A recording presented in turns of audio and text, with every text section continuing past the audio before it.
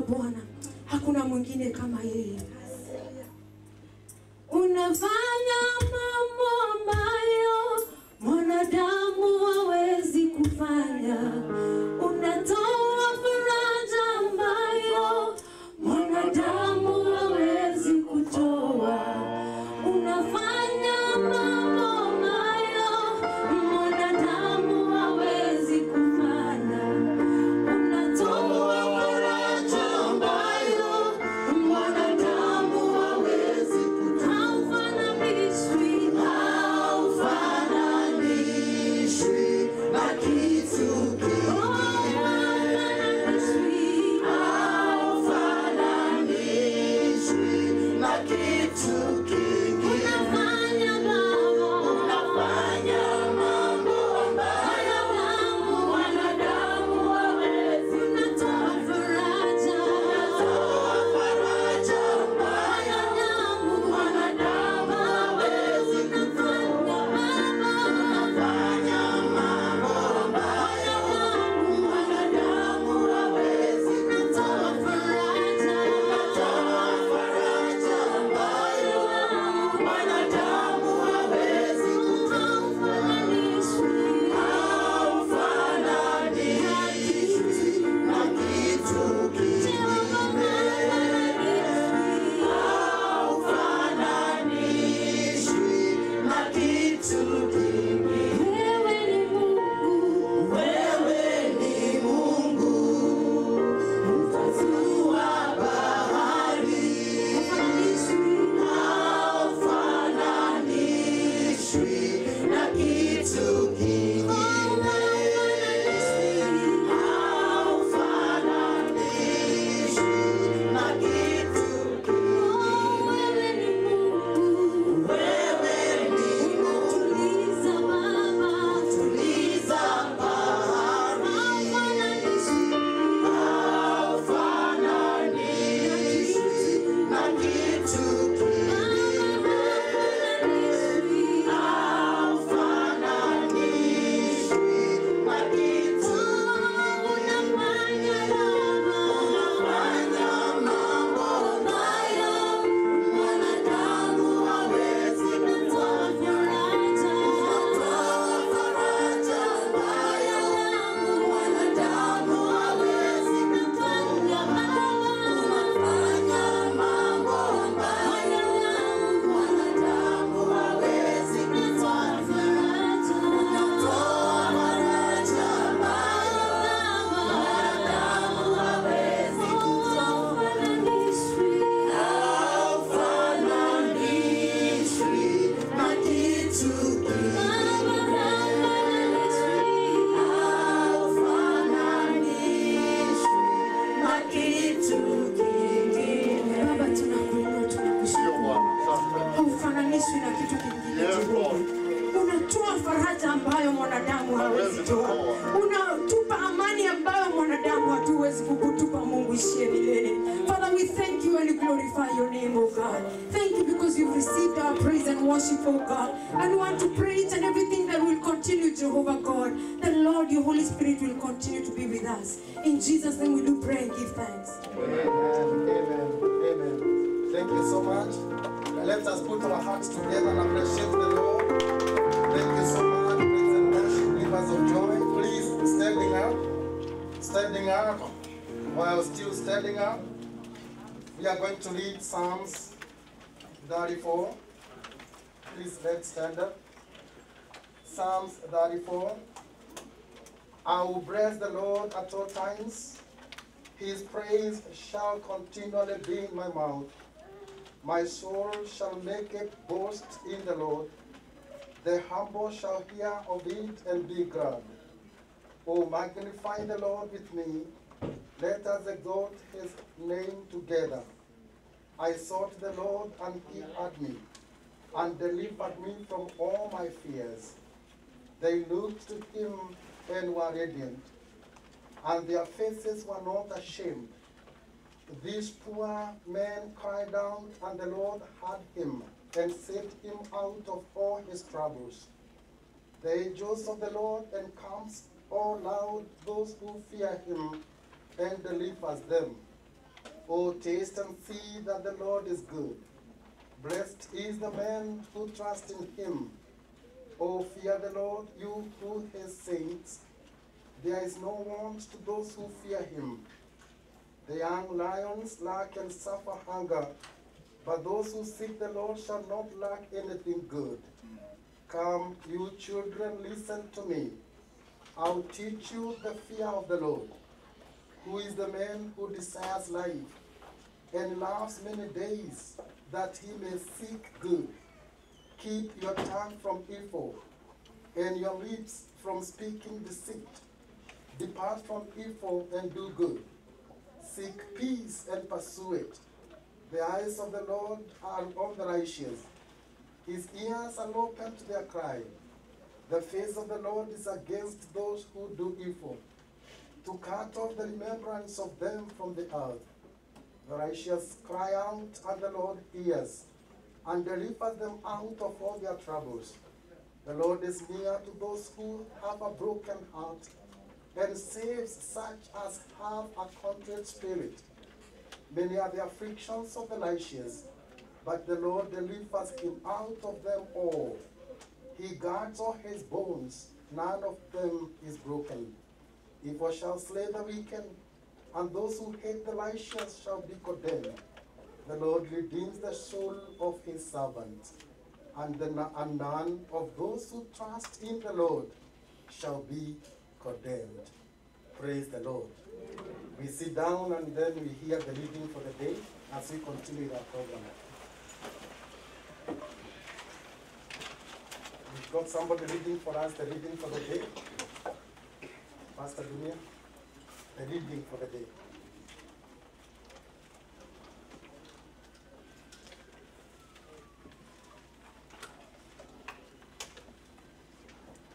Wow, we are doing the reading for the day.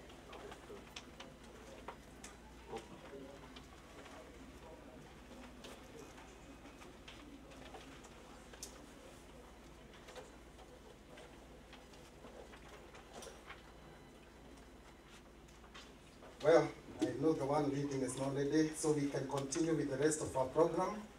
Again, we want to welcome all of you. We want to team up with this family so that we can celebrate Dan's, Njuguna's life. And we want to thank God that we are congregated so that we can encourage each other. If you need some water, there is plenty of it. If you need somewhere that you can go help yourself, we have ushers out there who can direct you to the restrooms. So please do not be pressed. Ask any question of any kind. We've got ushers there out who can direct us in how we'll do it. So there is this song that Dan loved so much, so that I can open the floor for speeches and tributes.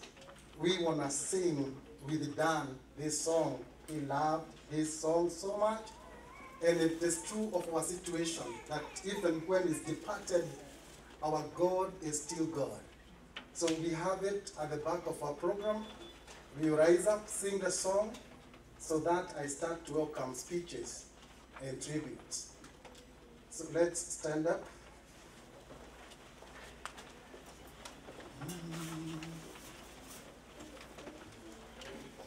Bikoma kuegai ne magega diamono jerashia kushia udiku nawe hoke kumoike ojekagwa magegania nadode adionake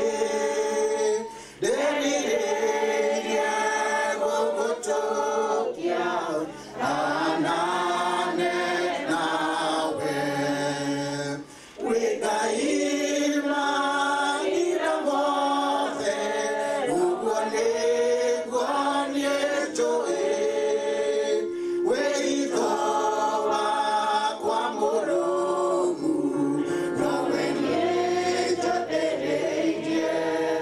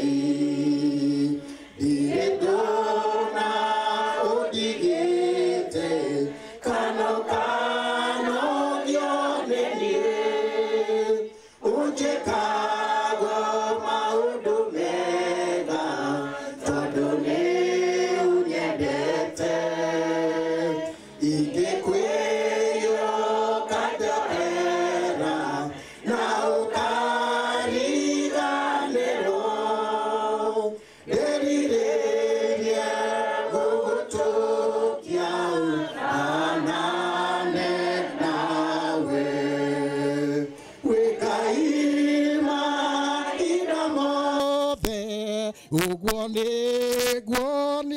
joe weitho wakwa murumu nowe ni njũthĩrĩirie ndakunengera ngorwe no ta igongona itheru na nowe niĩ njetereire gaturume ka Ngai ndutaraga mehia mothe marĩa ndehĩtie tene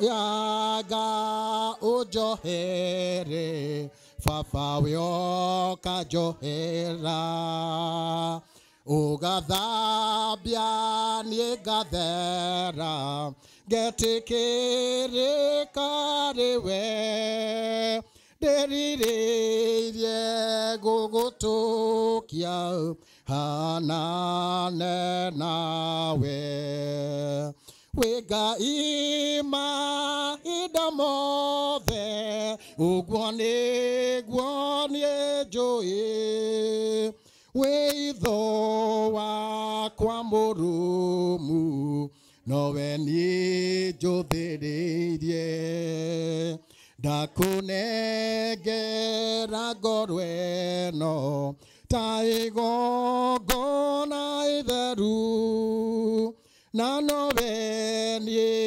njetereire gaturume ka Ngai hitho ciothe ũhithũrĩirie nĩguo ngũmenye wega ũkangitĩra mathĩna na iũkanio ciothe maũritũ na mĩnyamaro ciothe ũkaninĩra njũrĩrĩirie gũgũtũkia hanane nawe wĩ Ngai mahinda mothe ũguo nĩguo niĩ njũĩ wĩitho wakwa mũrũmu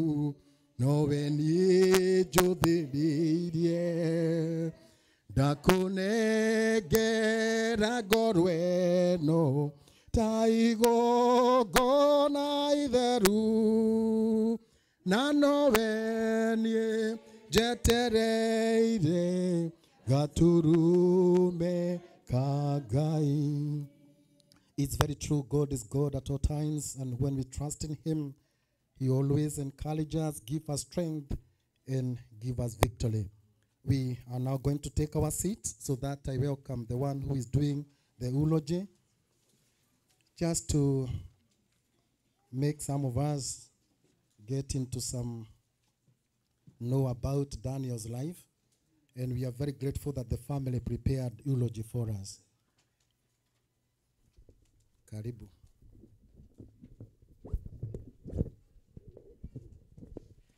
Hello, my name is Alan.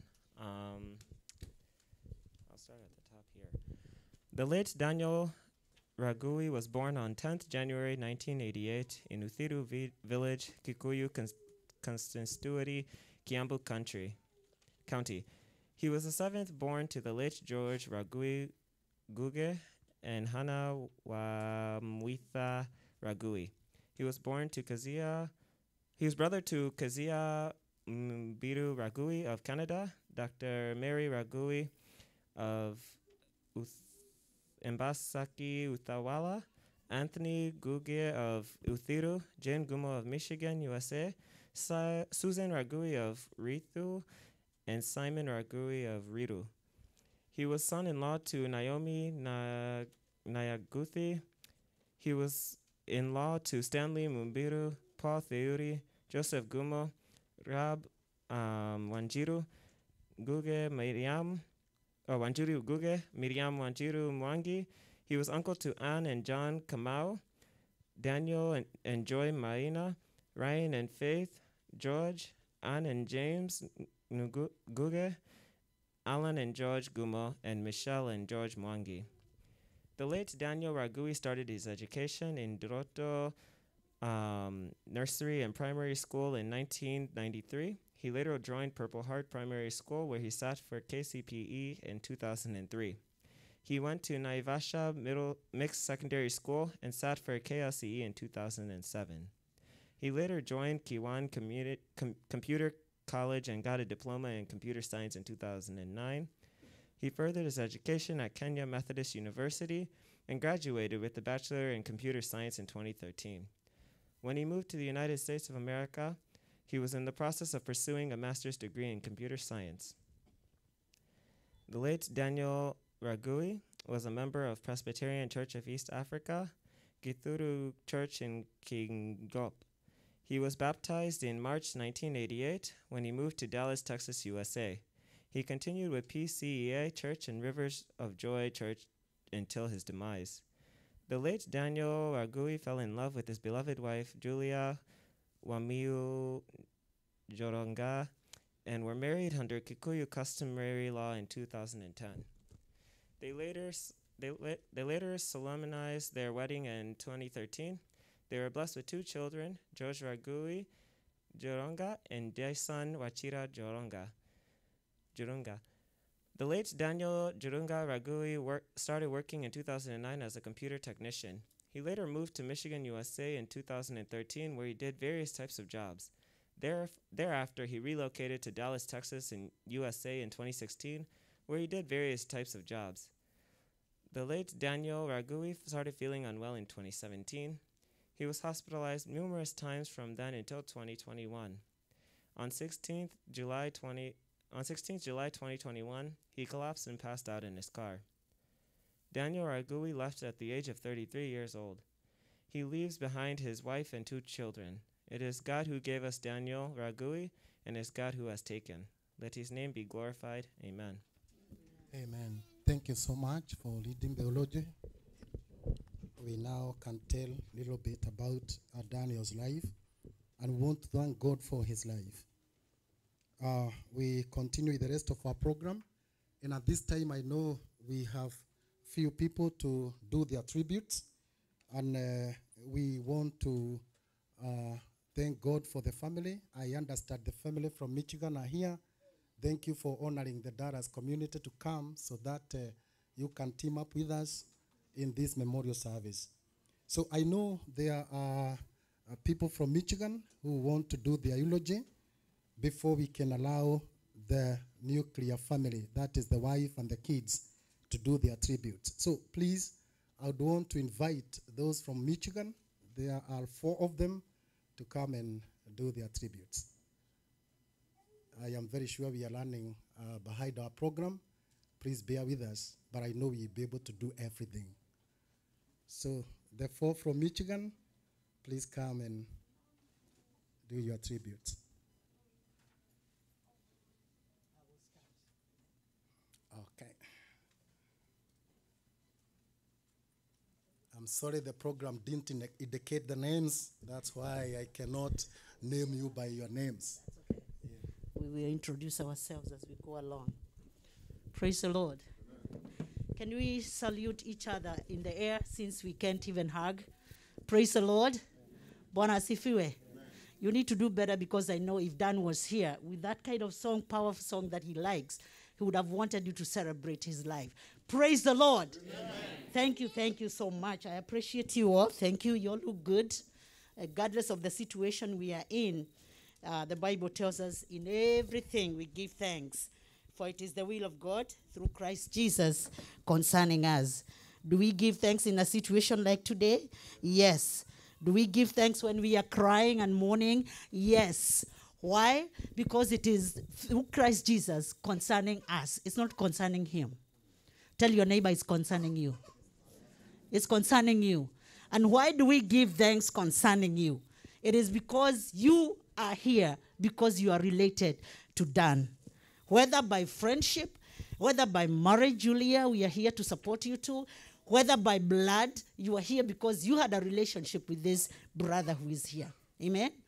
And because of that, you have a reason to thank God, because God allowed him to pass by your path. My name's Irene Modoni Karethi. I am a pastor. I love the Lord. He's my personal savior. I am a mother. And the Michigan family is my family, because I was living with them for 3 years before I came back here. And they are my best friends. Every time I go to Michigan, I feel I'm home. Every time they come here, they feel they're home. And today I want to encourage you. I happen to have met Dan once, and in his apartments. And he was a jolly person. I cannot talk much about him, but I know he was a happy man. He was a happy soul, the way I saw him. And the way I know him through the family that I'm related to, his sister Jane and her husband and the sons. And today, as much as we are mourning, which is okay to mourn, and I'll tell you why it is okay to mourn, because the Bible tells us to. Amen? The Bible tells us, if you read with me the book of 1 Thessalonians, just give me a moment real quick, I open it. The first book of Thessalonians. If you have your phone and you have the Bible up there, you can just go along with me. I didn't know I was going to start first, so. Yes, yeah, the first letters to Thessalonians by Paul, chapter 4 and verse 13. Paul was talking to the church in Thessalonica about the hope of the resurrection. And in verse 13 of chapter 4, he said, "And now, dear brothers and sisters, we want you to know what will happen to the believers who have died." You see, the opportunity of us being left by our loved one is there. And because of that, they knew that we are going to experience today. They knew that we are going to be here because of Dan. And Paul said, "Let me tell you what will happen. Believers, when our loved one have died, so you will not grieve like people who have no hope." Amen? And that is my encouragement to you today, that we are mourning, but we are not going to mourn like people without hope. Tell your neighbor, we have hope. And we are not going to mourn like we don't have it. Come on, talk to your neighbor. We are not going to mourn like we don't have it. So what does that mean? It means we are allowed to mourn, right? But our mourning is different, because we are not going to mourn like people who don't have what? Yeah, we are preaching together, because I'm not preaching, I'm just encouraging you. We are not going to mourn like people who do not have hope. Why? For since we believe that Jesus died and was raised again, we also believe that when Jesus returns, God will bring back with him the believers who have died. That is something to celebrate. Dan is gone. But when Jesus Christ is coming back, guess what? We will see him and we will see Dan. We will see your loved ones, so some of us who have been left by other loved ones. They will come down with Jesus to come and pick us up. Amen? And if we die before they come, guess what? We will come along with them. So there is hope of seeing him again. There is hope. Amen? That is why today we are going to mourn. This thing is bothering me. Today we are going to mourn, but we are not going to mourn like people without what? We are going to do it, and do it with hope, because Jesus Christ, the hope of glory, is in us. Amen? We just sang in the praise of worship here that the name of the Lord is a strong tower. The righteous run into it, and they are. We are saved when we know Jesus. We are saved when we run into the name of Jesus. We are saved when we are mourning and crying, but we know that we can hide ourselves in the name of Jesus. Amen? So my encouragement to you, my brothers, my sisters today, know the name of Jesus. Because if you don't, then you don't have somewhere to run and hide. What is your strong tower? Daniel has already declared his strong tower by this song. If this is the song he loved, this is a very powerful song. The words in this song, "Wegai mahida mothe, no guone joy." Mahida mothe, what does mahida mothe mean? All the time. That you are God all the time. Is he still God right here in this house where we are with him here? Is he still God?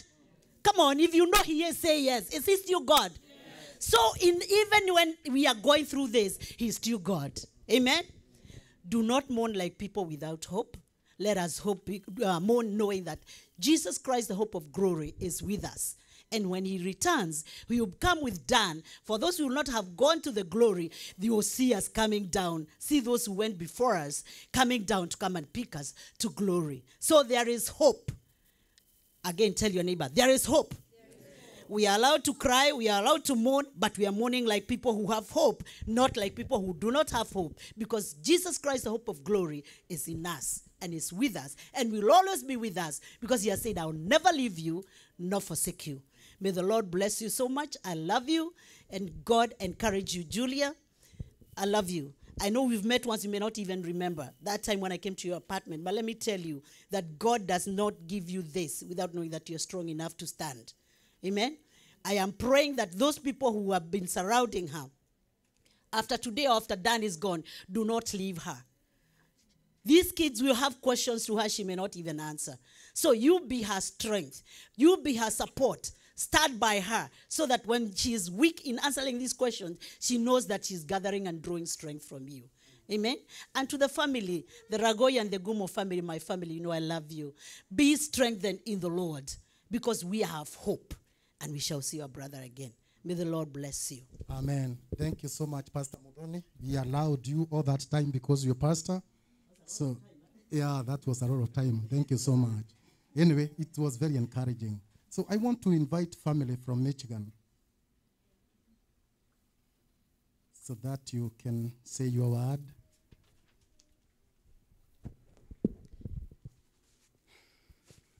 Good afternoon, everybody.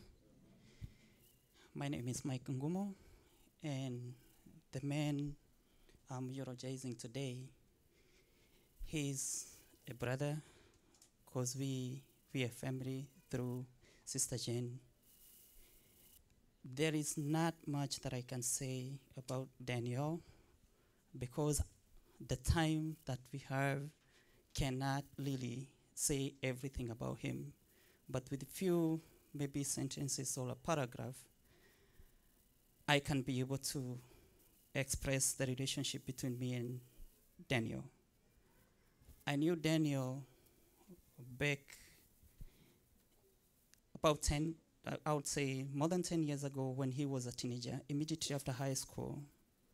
Because one of the sisters happened to move to Canada, and he moved in Nairobi where I was, and all those games, all those youth activities that we did together. As I ceremonize him today, I'm ceremonizing my younger brother. In this sense, Dan, when he came to the US, he found me here. And as all of you know, your host matters a lot, because he came and got hosted by the sister and the brother. And then, just like just like you or anyone else would do, I showed him, because he came to work where I was, and I was privileged to train him where I used to work. So I'm passionately, as I talk today, I passionately have that strong relationship with me and Dan. Later on, I decided to switch the jobs, looking for greener pastures. The same thing, I was able to pull him where he was, trying to join my career. And for the love of the family, because I can say that strongly, without fear, Dan loved his family. He tried to join trucking, and he called me. I was the very first person he called, and he told me, Mike, honestly, I can't do this. By then, he had one son, and he told me I can't spend for 2 days without seeing my son. And for the love of family, he quit his job. That tells you how strongly he valued his family. So, as I'm saying, Dan, he wrote a book with address chapters that we cannot say, and we cannot be able to read all of them today. What I can tell is, Judy, you've been left behind. I can promise you it's not going to be easy. It's tough. Not so many, not even myself, who have gone through what you're going to go through. You have a strong task to bring these kids up. You have a strong task to ask difficult and tough questions. But all what I can tell you is this: God will always be there for you. Whenever you feel, whatever you go down, I know you have friends who you can trust. You have family who you can lean on. Just call whenever you need us. And to you and to me, just like I said, Dan lived an extraordinary life. However you look at it, however you see, all what we have to say and all what we have to think is, and we have to know, that he left family behind. As you may want to say anything about him, bearing in mind that we live in a digital era, internet never forget. Ask yourself, whatever I may say, can I be recorded? Can I behind the camera and say something that will benefit these kids once they grow over and once they grow old? So as we may talk, as we may say whatever we want to say, ask yourself, is it really necessary? Is it really worth it before you say it? Thank you so much, and may God bless you. Thank you so much. Thank you. If there is any pastor behind there, we have a seat for a pastor. Please welcome. I would also prefer that we speak into the microphone with our masks on so that we take care. Good afternoon, everyone. Yeah, my name is Joseph Ngumo Karaoke. I'm the wife to Jane Ngumo, who is my wife, and Daniel's sister. And I've known Daniel since he was in high school, since he was really very young. And I've known Daniel since actually before we married. That was 2000 and the year 2000. And when Daniel and Julia relocated to US, we are the ones who hosted them. And George was, I think, 5 months about. And we gave them accommodation for, or we hosted them for about a year when they moved. And about a few years, they moved to Dallas. And that being said, Dan is our favorite brother. He's one of the best in the family. He's everybody's favorite. Yes, he was. And he cannot be replaced. No one can replace Daniel. Daniel used to call me brother. Every time I call him or we are doing something, he says, hey, brother, ABCD, ABCD. And I don't want to stress so much how good Daniel was. It's been said, most of you know him. He's a kind of a young man who you call him, he'll never tell you no. Even if you want it done today and he cannot do it today, he will tell you, I'll do it tomorrow, so that he does not disappoint you. We all know that. Julie, you know that. And the kids know that. Daniel loved his family. Daniel loved Julia, George, and Dayson so much. Daniel came back to Michigan around March because he was not feeling well. And Julie was dealing with a lot, the kids and all that. And we stayed with Daniel for about 3 months before he said, no, I have to go see my family. We tried to tell him, no, we cannot arrange for the kids to come so that you don't have to drive all the way. He said, no, I have to go. We tried to convince him. We even involved the family members. And Daniel said, no. I said, Daniel, we've been talking to them. He said, no, I have to go see them. And because of the love of the family, he came here. And one day, he was found in the car, passed away. And in as much as we wanted to help Daniel, even when he came to Michigan, for the second time actually, I would say God had a different plan. And we cannot question God. But there's something I want to say. When anything happens, bad or good, we can look at it in two ways. For example, a glass full of milk, a glass half full of milk, we can say it's half full or half filled. Daniel was blessed, and we need to thank God, because since birth, many children die young. Many. Daniel had a chance to go through school, to get married, and get 2 beautiful, handsome young men. Yes, Dan left 2 children and a wife. He was given that chance. And one thing I know is that when God takes, he has a plan. Julie, we love you. The only thing I want to tell Julie is that we are the family.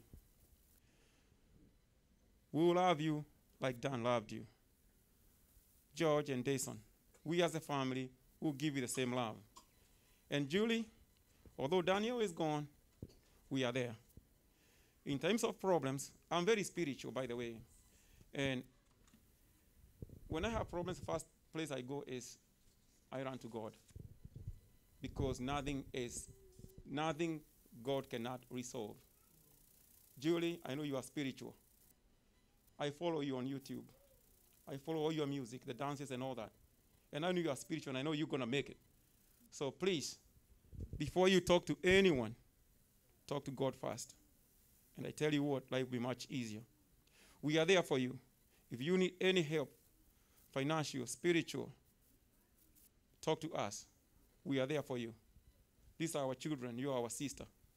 We'll do the best we can to make sure that your life continues without any issues. I don't want to take a lot of time, but on behalf of the family, I want to thank everyone in Texas, in any other state, who touched Daniel's life when he was alive. Anybody who gave spiritual advice, counseling, material, financial help to Daniel and the family. We as Ragui's family, we thank you a lot, and we appreciate. We know that you have really supported Daniel. We know that you have intervened to try and help Daniel and Julia and their children. We really appreciate. I also want to thank the committee that was organizing for Daniel's memorial here in Dallas. We appreciate you. We love you. We know that you are true brothers and sisters. And it's because of you that this celebration for Daniel was able to be done. So we really thank you. We also want to thank everybody who was involved in financial prayers, counseling, and any other item that was involved with this preparation, with Daniel's memorial, and Dan's funeral. As a family, we thank you. We love you. God bless you. And Daniel and Julie, we love you. We'll continue supporting you. Thank you so much. Thank you so much. I don't know whether Jane, okay. And she notes, she's telling me that the husband represented her. Thank you. Thank you so much. Thank you so much for being able to stand in for Jane, your wife, the sister to Daniel. We know this is not easy, but we want to thank God. We also want to thank God for a family that fears the Lord. We can hear that from this family there are so many preachers, and we want to thank God. It's a great blessing. We now want to usher in Julia and George, who are going to do their tribute. But before then, we will stand up and sing that encouragement song. We sang that song many times in the family. Tigawari mwenda wa kokiho tanira, because it is true the Lord have been on their side at a very difficult moment and has seen them this far. So let's stand up, sing that song. Tigawari mwenda wa kokiho tanira. Then we can usher in Julia and George for their tributes. Tigawari mwena wa kokiho erera. Gosha goro yakwa nishi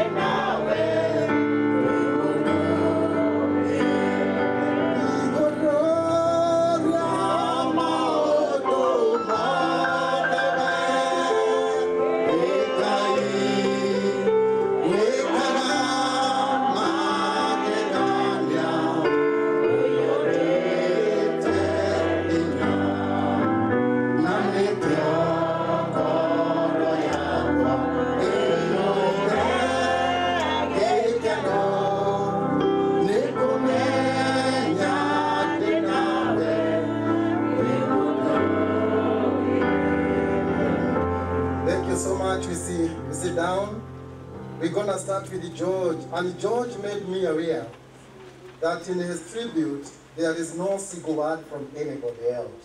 What he reads comes from him.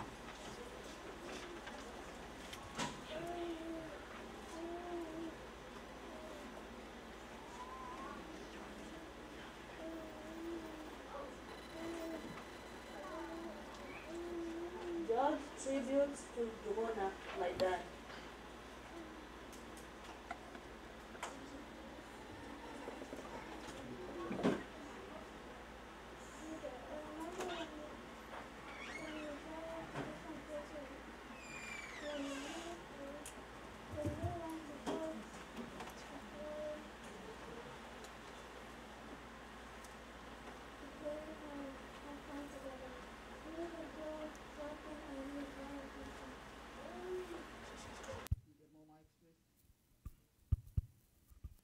Can we get more mics?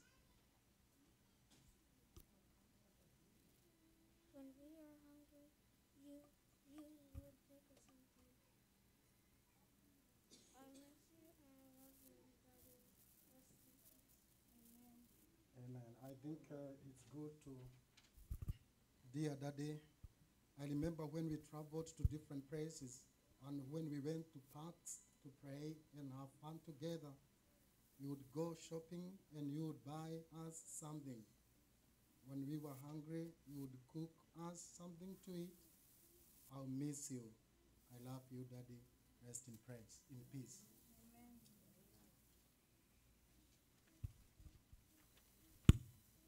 Praise God, church. My name is Julia Njuguna.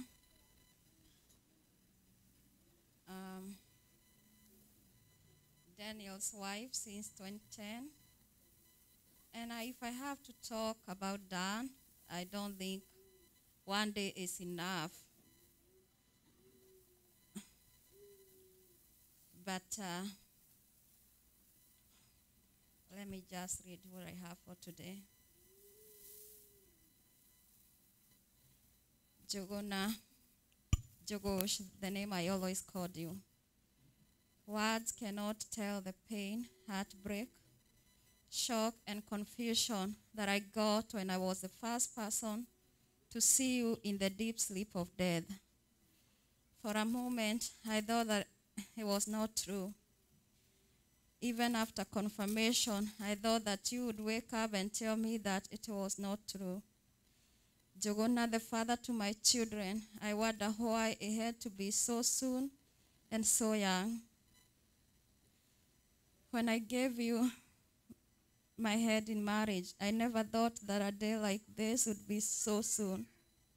When God blessed us with our two sweet and brilliant boys, our hopes for a bright future were lifted high. Life was promising, but now you are gone. Njuguna, you tried to prepare me for your demise. Though I could not understand, I kept on dismissing it. I will not let you die so young. The words of blessings that you uttered in the name of Jesus Christ upon myself, George, and Dayson are in my mind every time I think of your passing away. I thank God for bringing you into my life and giving us children. I promise to use the blessing you gave us.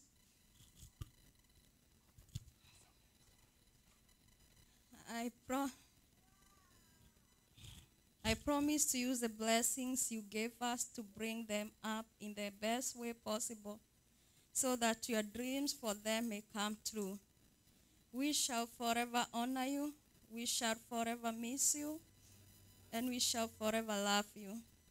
Let's in peace till we meet again. Komadhayo Njuguna.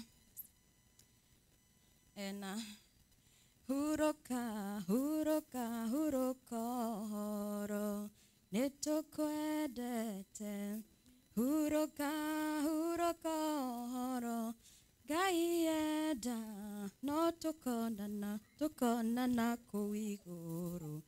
Bye, bye, bye, bye, kwaheri.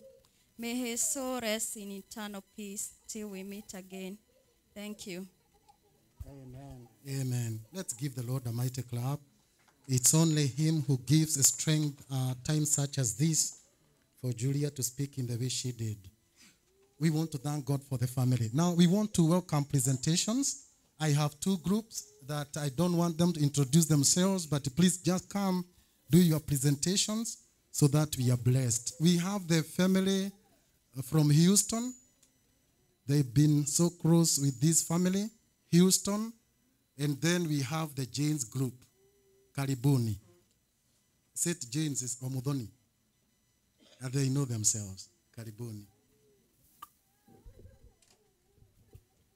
We call ourselves the Dallas and Houston families, and we always come together during the big holidays to celebrate together. And Dan was a part of us, and we are going to greatly miss him.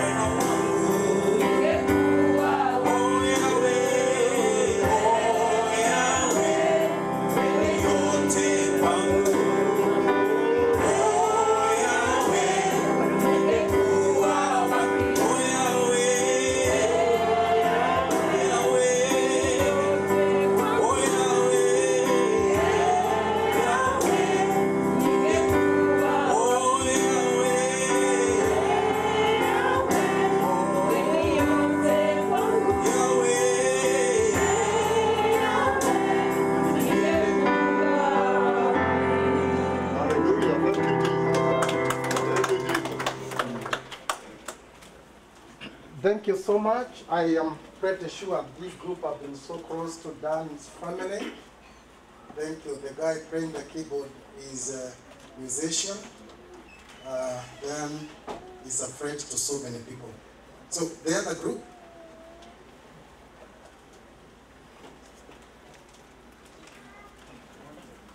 Praise the Lord. Welcome the Sisters of Glory. We are good sisters who just have one thing in common, to glorify Christ. Amen.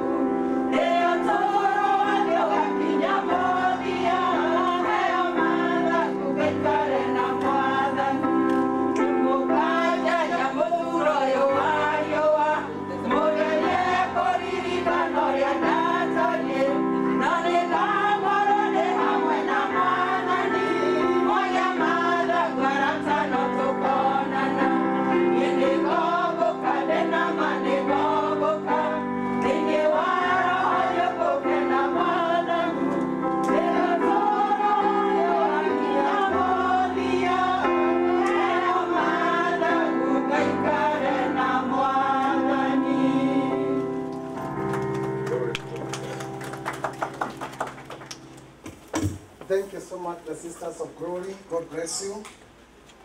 We are very grateful to the Lord for the fact that we have come. I now want to acknowledge all the pastors who may be in our presence. I know, as you can see, this is a Christian family that related with so many pastors. So, is there any other pastor? We had Pastor Mudoni speaking encouraging words. Good. Njuguna. Oh. You know, when we put the masks. Karibu, Reverend Mogo.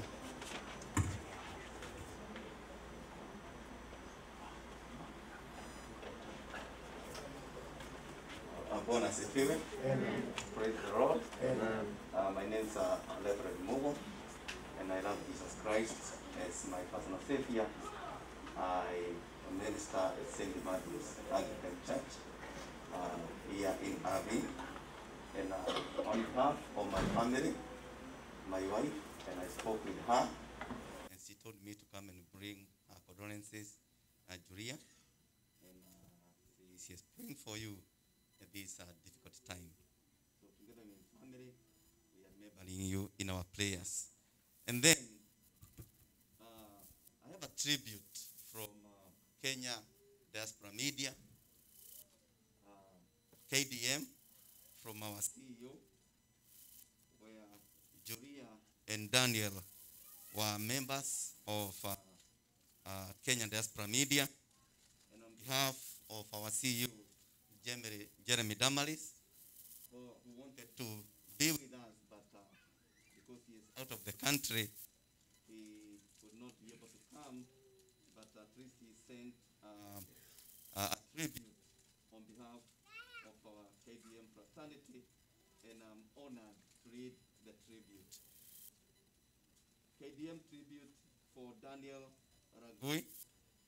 We at Kenya Diaspora Media are saddened to learn the demise of Daniel Ragui, a key member of our KDM family. We especially said our special condolences to the Ragui family here in the diaspora, especially his wife, Julia, his children, and his sister, Kesia, as well as those who have not had the opportunity to meet him. We also said our condolences to his family at Ranch, including those in Kenya. May the Almighty God's love surround you and offer you his everlasting peace and comfort during this time, difficult time. Daniel may be physically gone, but he will never be forgotten.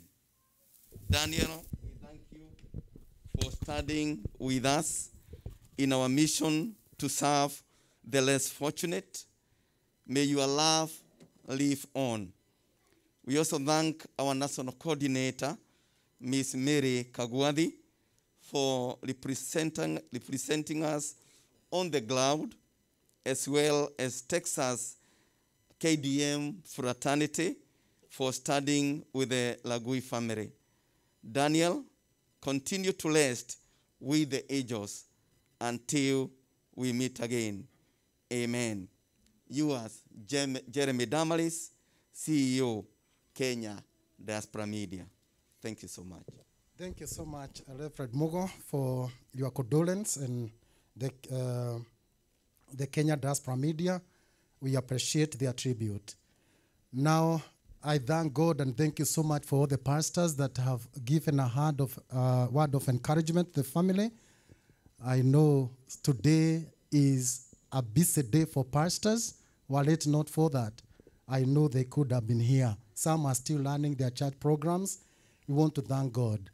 I never said who I am. I am Reverend Dr. Joseph Gatugu. I love Lord Jesus Christ as my Lord and Savior. By the grace of God, I serve with the Christ Fountain Church here in Dallas. I'm also an assistant faculty with ANCCI University, and I thank God. I came to know this family sometimes last year, very early last year, when they approached me, and I have walked a journey with them, and so we became very close to them. And even when Njuguna came from Michigan, I got an opportunity when he was speaking with the family, and so it's a family well known to me. Daniel have been a member of Rivers of Joy. We have the pastor, Rivers of Joy, bringing the word of God to us, and so I was just walking and working with him. Julia joined the Christ Fountain Church. We've been joining hands to serve God together. But this service belonged to Rivers of Joy. But my pastor, John, is a good friend of mine, and we've been working together. So as we prepare to hear the word of God, I would ask that we stand up, sing a stanza on what a friend we have in Jesus, so that we can usher in Pastor John Dumia from Rivers of Joy to come and share the word of encouragement with us. What a friend we have in Jesus. We were not able to include that in our program, but it's one of the songs that we had selected to sing as we prepare our hearts to receive and hear from the Lord. we stand up. What afraid we have in Jesus. Our sins and grief to bear. Oh, I prefer to carry everything to God in prayer. Oh, what peace we often forfeit. Oh, what needless pain we bear. Oh, because we do not carry everything to God in prayer.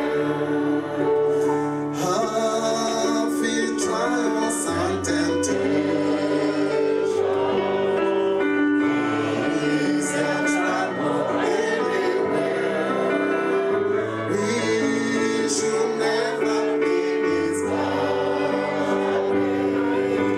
Let's take it to the Lord in prayer. Can we find a friend so faithful? Who will all our sorrows share?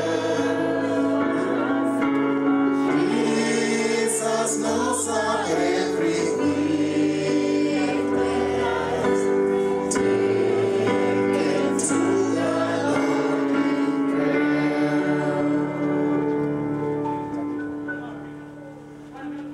Amen. Praise the Lord. Amen. You can be seated in the presence of the Lord.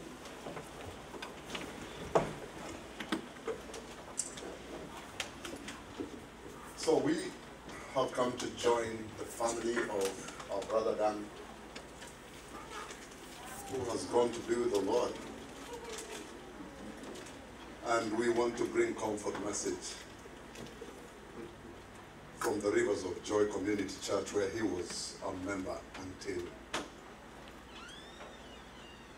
he rested.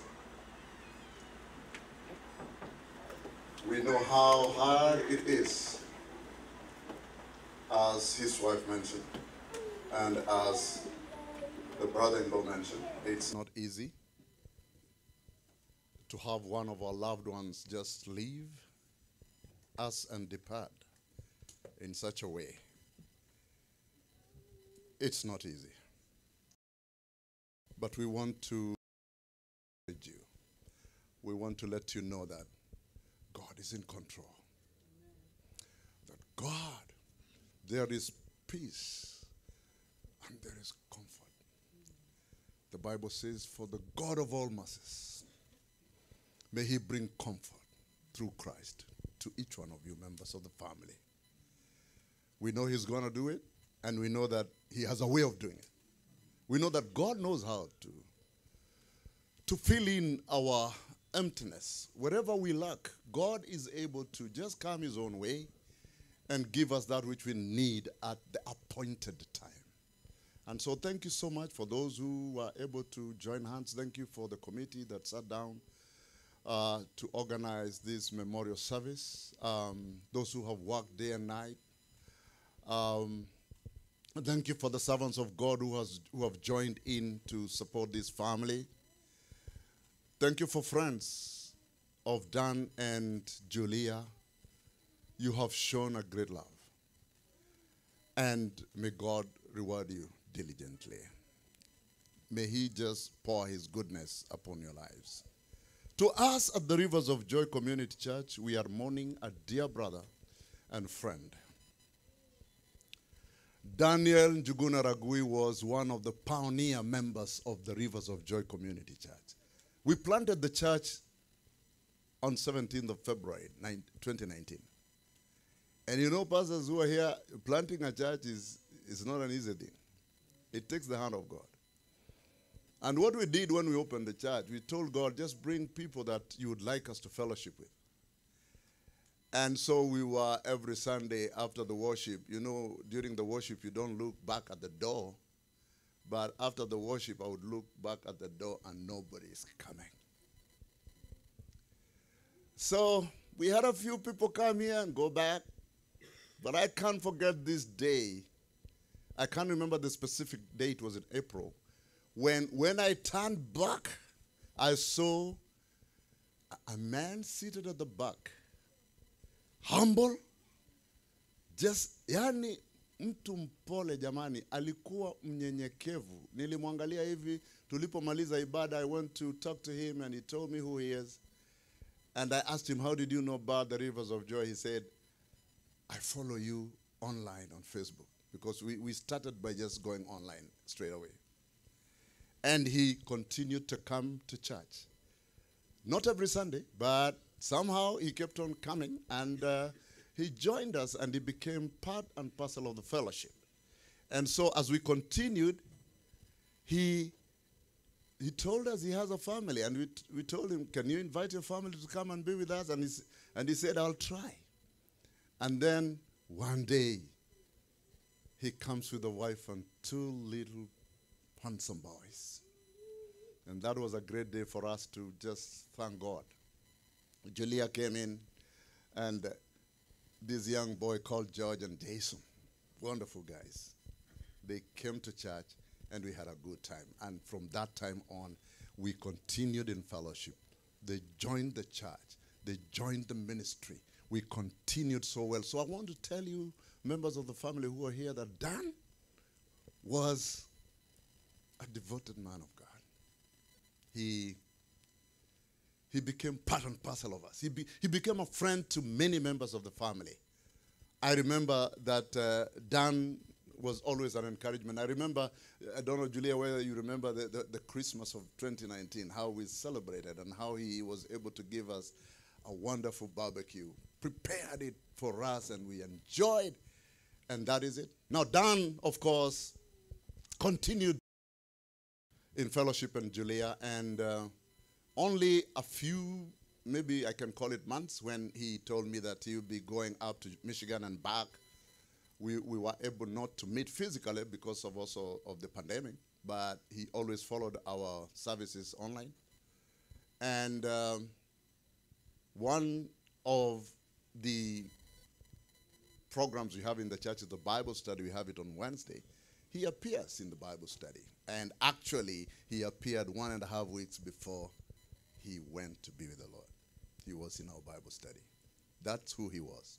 He was a great, great lover of God.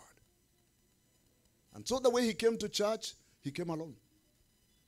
And this is the most exciting thing about Christianity. When somebody takes a step of faith alone and goes to the house of the Lord. I liken it with David. He says, I was glad when they said to me, let us go to the house of the Lord. He looked forward. He was thirsty and hungry to go to the house of the Lord. This is what I saw in Daniel. He loved God in his heart. He was always attracted to the things of God. And I believe that even towards his life, he was closer to God. So we know how hard it is, family, but you know, when somebody passes on in a family, that is when you feel it. And I think this is God's way of things, because when you have a brother or siblings or your parents, you are connected by blood. And so that becomes very hard when somebody just departs. A wife who is joined by a man, and the Bible says the two become one. It becomes difficult to part. It's hard. But I thank God, because God does not leave us helpless. God does not leave us without answers. God does not just leave us when somebody departs from us. He has a word of encouragement for us. And the Apostle Paul writes in the book of 1 Corinthians chapter 15 and verse 55 to 57. He talks about death. This is the most feared event in life. And he speaks and he says, "Oh death, where is your sting? Oh grave, where is your victory? The sting of death is sin, and the strength of sin is the law." Anauliza, kifo, wapi uchungu wako? He was like talking to death. It's like he was saying, hey, death, where is your sting? Uchungu wako uko wapi? And then he says towards the end, he says, but thanks to God who gives us the victory. God gives us the victory. Oh, friends, there is victory over death. And you were encouraged. Thank you for those who presented the songs here. Asante, asante. Mumemsifu Mungu kwa njia ya ajabu. The Bible says in the book of 2 Timothy 1:8, it says, this grave has been given to us in Christ Jesus before the beginning. I mean, it has been given to us. And it tells us that Jesus has destroyed death and brought life and immortality to light through the gospel. This is revealed to Paul. He's talking about death and how, as much as how heavy it becomes, and how you know, incomprehensible. You cannot even understand how this can happen. He said, but Christ came to destroy death and to bring life and immortality to light. Hebrews 12:14, the Bible says, since the children have flesh and blood, he too shared in their humanity so that by his death, Christ's death, he might break the power of him who holds the power of death, that is the devil, and free those who all their lives were held in slavery by the fear of death. So death becomes something to fear, but Jesus is saying, no. Jesus came to break that power. And friends, today, we know that our brother is asleep here. But let me tell you something. It is well. It is well. It is well in my soul. You know why? Because when we accept Christ, waimbaji hapa kutoka Houston wamesema, bila Yesu, mimi ni bure. Mimi ni bure. When you have Christ in your life, there is no fear of death any longer. We cannot be held captive and put in bondage and slavery by what the devil brought, death. We know it came from Adam, carried on, physical death. But then one thing is this, that we now who are in Christ no longer have to fear death. That is what they sang here. And that is the testimony that we had my sister share here about those who sleep in the Lord. Hatuwezi kubabaika tena dada yangu. Hatuwezi kufa moyo. Kwa sababu tunajua ni kulala. So there is no vocabulary in the New Testament about death. It's about sleeping. Yali ni kupiga tu yani ile tunaita nap. For a while. And then when the trumpet will blow, as my sister said, yes, those who are in the Lord, those who are dead will be taken, risen up, and we who are alive shall be taken up, captured. Jesus amefika kule katikati ya mawingu, anasema kujeni wanangu, nilishinda kifo na mauti. Hallelujah. That is it. Look at Romans chapter 8 verse 1. They said, there is now no condemnation to those who are in Christ Jesus. Because through Christ Jesus, it says, the law of the Spirit who gives life has set you free from the law of sin and death. We are no longer under bondage. We are no longer being carried down. There is no gravity taking us back. Because when we die, we are rising again. That is the purpose for which God sent his only begotten Son. Yes, as a sin offering, the Bible says that. So when we believe in Christ, the Bible says in John 5:24, truly I tell you, whoever hears my word and believes who sent me has eternal life and will not be judged, but has crossed from death to life. Yani sasa ni kama kuruka, ni kama ile tunaita hurdles. Unatoka katika kifo unaruka hurdle, unaenda mpaka uzimani. Ndugu zangu msife moyo. Huyu ndugu alikuwa amejiandaa. Nilipomwona anakuja kanisani peke yake. Hakuna mtu alimleta. Alipenda tu kuja kanisani, akaidentify na nyumba ya Mungu, akapenda Mungu, akamtumikia Mungu. Hatujui dakika ya mwisho alisema nini na Mungu wake. Maana mbinguni tunaenda one by one. And now there is no condemnation to those who are in Christ Jesus, for the law of the Spirit that gives life through Christ has lifted us higher. higher, higher, higher, higher, higher, higher, higher, higher, higher, Jesus, higher, higher, higher, higher, higher, higher, higher, higher, higher, higher, higher, Jesus, higher. So there is only one way to escape death. And this saying is true. If you are born once, you will die twice. Listen to this.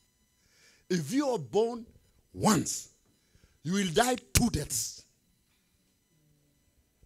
But if you are born twice, woo, hallelujah, you will die once. Ragui has died, moja tu. The physical.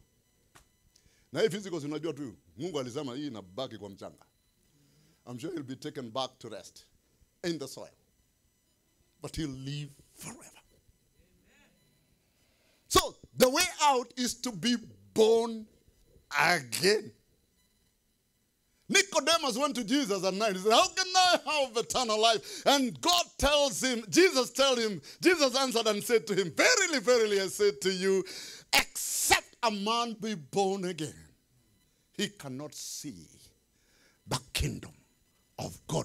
The secret to dying, to being born twice and dying once, is to be born again. So our challenge today is, are you born again? Am I born again? Have I accepted the Lord Jesus Christ as my personal? That's a crucial question we want to ask ourselves as we stand before the casket of our brother. As we know about him, he lived his own life. He chose his own path. Hakuna kitu mzuri kama mtu kujichagulia njia yake jamani. Yaani unaona mtu anatoka hapa anaelekea huko pande za Fort Worth, ako peke yake ndani ya barabara anatembea, anapiga misuli anaelekea Fort Worth peke yake. I like when I see somebody walking alone. That is the most exciting thing. Even children, let them be alone most of the times. My son was telling me one time, I was trying, I'm a grandfather. Nataka watoto wakuje karibu karibu. Asitoke nje. Naambia fana, wacha aende mpaka kwa maji. Let's see what will happen to him. Let's see the choice he will make. Let's see whether he's going to go throw himself in the water, or he's going to stand by the water side, or he's going to turn back. Leave somebody to do that. You know what? Ndio hivyo basi livyo. Wokovu ni wa mtu peke yake na Mungu. Today we were preaching, we were speaking in the church, we were being encouraged, where Paul said that I have regarded everything that I knew, everything that was pertaining to me as nothing, as a loss, for the knowledge of knowing Christ. Yes, Apostle Paul talks about his new perspective. He says, whatever were gains to me, I consider all as loss for the sake of Christ. I consider them garbage that I may gain Christ. To know Christ and the power of his resurrection. That is a crucial thing. That's what the Houston singer said. Bila Yesu, mimi ni kitu bure. Although Paul had all reasons to brag and to be proud of who he was, a religious man. The Bible says that he was circumcised on the 8th day. Religion, tradition, legalism, rules, and status. He was circumcised on the 8th day. An Israelite from the tribe of Benjamin. That's something to brag about. He says, as per the law, he was a member of the Pharisees, the highest class of the Jews. And of zeal for God, he was a persecutor of Christians. But he said, all that garbage, trash, for the knowledge of Christ. But as I come to the end, unajua leo hakuna maneno mingi. Tunakuja kuona tu ndugu yetu tunamsindikisha, tunasema Mungu akubariki. Shine your way. Shine on your way, brother. We are also following suit. We are all going there. Solomon said in the book of Ecclesiastes, there is a time to be born and a time to die. We are all facing the same destiny. But are we choosing the right path? I was startled by Paul when he said, for me, To live is Christ. And to die is gain. Yani, death is gain. How can you turn around and tell us, we know it is a loss? I've heard so many people saying, sorry for losing. I'm telling you today, there is nothing like losing. When you're born again, there is no loss. Paul said it is a gain. In fact, he says that I do not know. Mimi hata sielewi maneno. Lakini mimi nasikia kama nataka kusonga mbele. Ninataka kupaa juu. All of you guys have all, mkienda Kenya mmepanda ile jet jumbo ile madram ile kubwa kubwa, yani unaingia DFW, unapanda ndege, unasikia kitu inanguruma, inapaa juu. Ukiangalia chini unasema oh. Na ukifika 35,000 feet unasahau familia.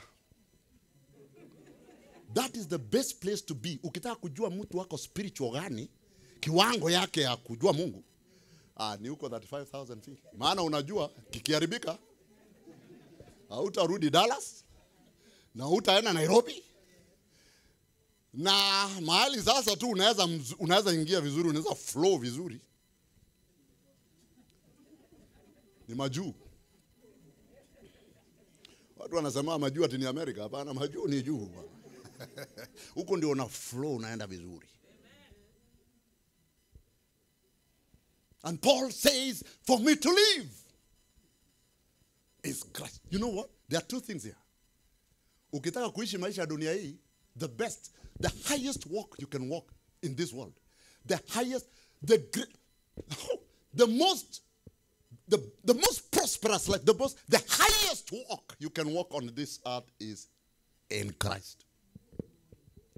Yani ukisikia mtu anatembea, anaenda mwendo wa aste, anatembea mwendo wa maringo, mwendo unaonekana ni mwendo kweli, ni ndani ya Yesu jamani. Niko ndani ya Yesu, ninaburudika. Niko ndani ya Yesu, ninaburudika. Wazee ndani ya Yesu wanaburudika. Kina mama ndani ya Yesu wanaburudika. Ukiwa ndani ya Yesu hakuna shida. Kama ikikataa 35,000 feet unasema okay bye jamani, tutaonana mbele. Na huna wasiwasi. Because you know that that I'm born twice. I will die once. Amen. That is one thing. How can death be gained? It is in Christ. Number two, I read a scripture in the book of Revelation 14:13 as I come to the end. It says, blessed are the dead. Oh, blessings is in magari, manyumba ya fahari, watoto wazuri, job poa, janta za nguvu. Hiyo ndio blessing, according to the way we understand. But how can the Bible tell us blessed are the dead? I wanted to know why. And it says, blessed are those, it says, blessed are the dead who die in the Lord. So long as you usidai ovyo ovyo, unadai in the Lord. Ukisha die, unadai in the Lord. Ukidai in the Lord, ni blessing. Mwambia rafiki yako, kudai in the Lord ni blessing. Yes. So hata kama uko 35,000, kikiharibika, don't worry about it. You don't need to worry about it. And everything is gonna be all right.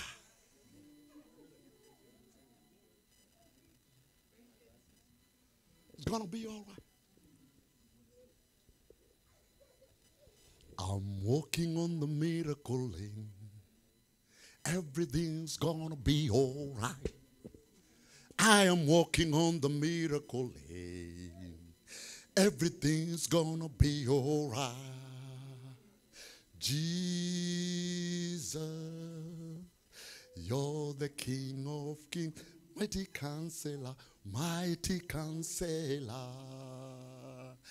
and the Lord of all. Ukitembea kwa laini ya Yesu, kwenye mtambo wa Yesu, mambo ni sawa sawa. Oh, Rivers of Joy, you've sung that song. It says, mambo sawa sawa. Mambo sawa sawa. Yesu akiwa enzini. Mambo sawa sawa. Mambo sawa sawa. Mambo sawa. Mambo poa poa. The whole issue about death is Christ. My sister said it. It's about Christ. Are you in Christ? If you're in Christ, utadai poa. Utadai cool. Utadai kama Daniel alikuwa amejiamulia. Alikuwa amedrop path yake, anajua anatoka wapi, anaenda wapi. Because alipokuja kwa Bible study 1.5 weeks before he died, he knew why he was coming to the Bible study. He knew his source of inspiration. When he brought his family to church, he knew why he was doing that. And you know, he understood that salvation is not mine alone. It's for me and my family. Blessed are the dead who die in the Lord from now on. And then it says, yes. Come on, say yes. Hii ni maneno ya Mungu. Hiyo bana mhubiri na ukitaka kwenda Revelation 14:13. Hiyo si ya mhubiri. Kuna ile chumvi tunakoroga na tunapaka watu mafuta kwa mgongo wa chupa. Ushawahi pakwa mafuta na mgongo wa chupa? Chupa iko na mafuta ndani, lakini badala ya kutoa mafuta akupake anakupaka na mgongo ya chupa. So sijui kama mafuta inaingia ina penetrate. Ukiona mtu anakupaka mafuta kwa mgongo wa chupa, huyo mtu anakudanganya. Hakupaki mafuta, anakupaka mgongo wa chupa.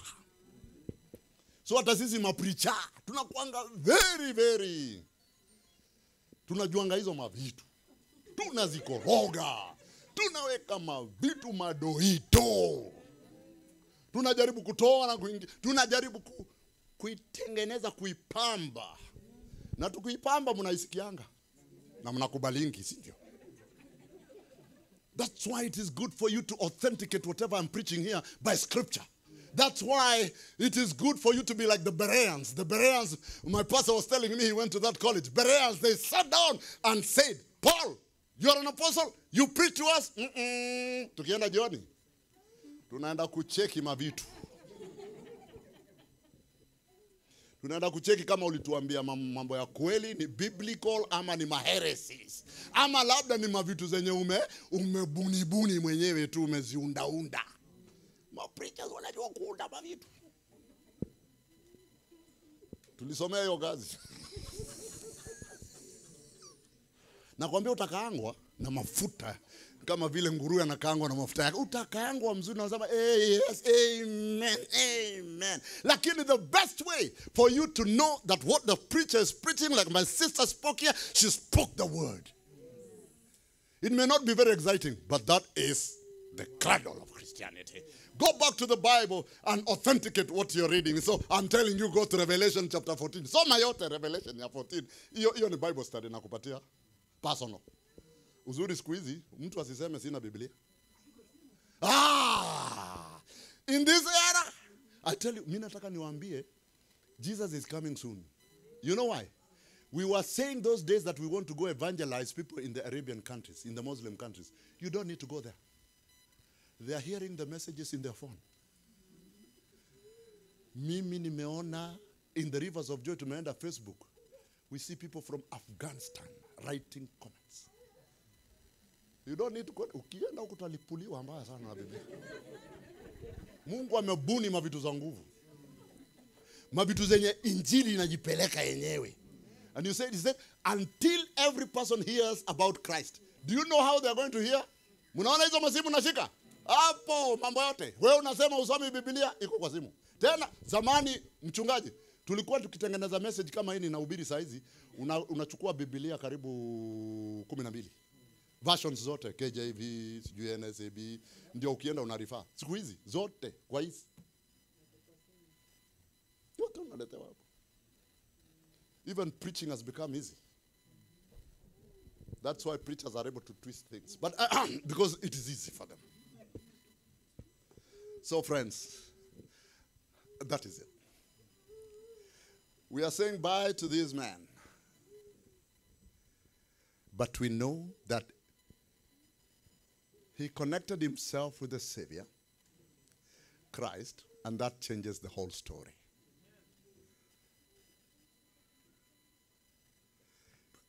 He's born twice, he'll die once. Are you born again?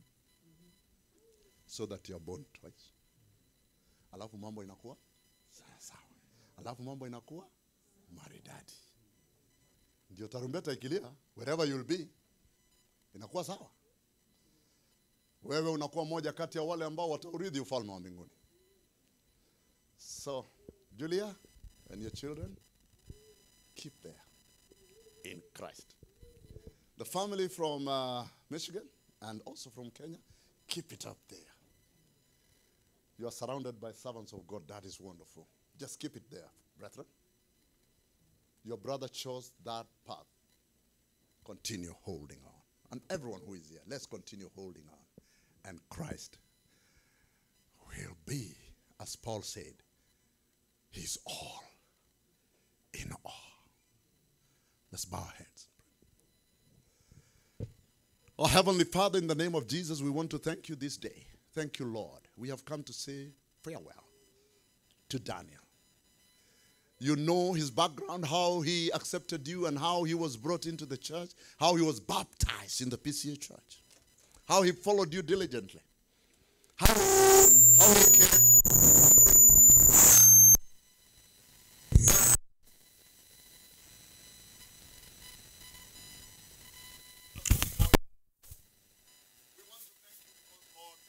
Even through his own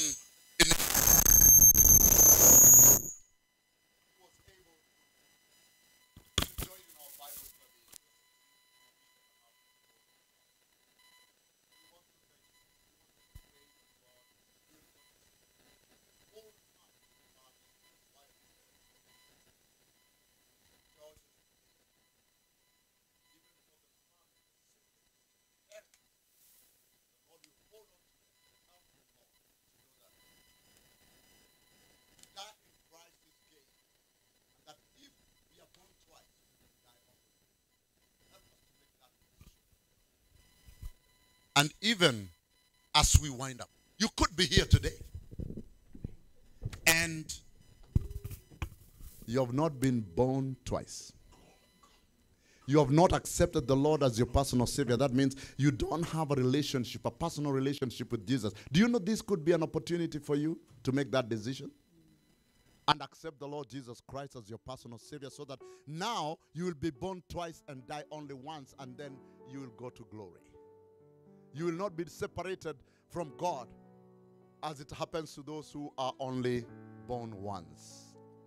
You are here, you want to make a relationship with Jesus. You want to accept him as your Savior. I want to give you an opportunity. Just put up your right hand and your left hand on your chest. I'll pray for you wherever you are. And you know what? This will be the beginning of good things. Is there anyone here or anyone who is following us online that would like to accept the Lord Jesus Christ as personal Savior? Or you're here and probably you had accepted him and you want to come back. You want to renew your relationship with God. I want to give you an opportunity. Just put up your right hand and your left hand on your chest. Is there this day? This is a wonderful moment. This is a moment of decision. It's a moment when you can make your relationship with Christ firm. Is there anyone? Anyone who is following us online, please, if you're there and you put up your hand, just say this prayer after me. Lord Jesus, I come to you today. I accept that I'm a sinner.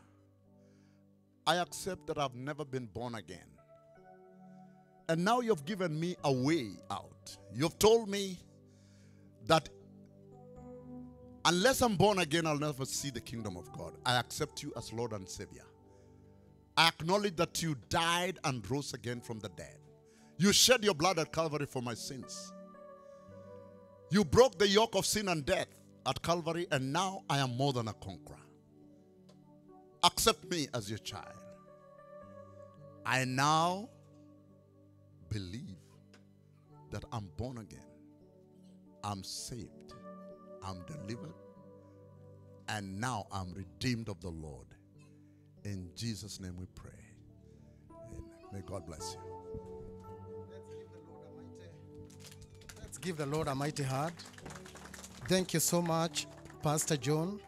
You never tire from serving the family ever since Daniel came to Rivers of Joy Church. And we want to thank God. Thank you for the word of encouragement, knowledge we want to appreciate. We are behind schedule and we are doing good, but we want to catch up with the time. And so at this time, we are supposed to do prayers for the family. But I ask before we do that to offer our support to the family. If we are in the chapel, and when we do church services, we do offertory. But how we do it in a service like this, we want to support the family. We want to thank the committee for what they have been able to do on the family.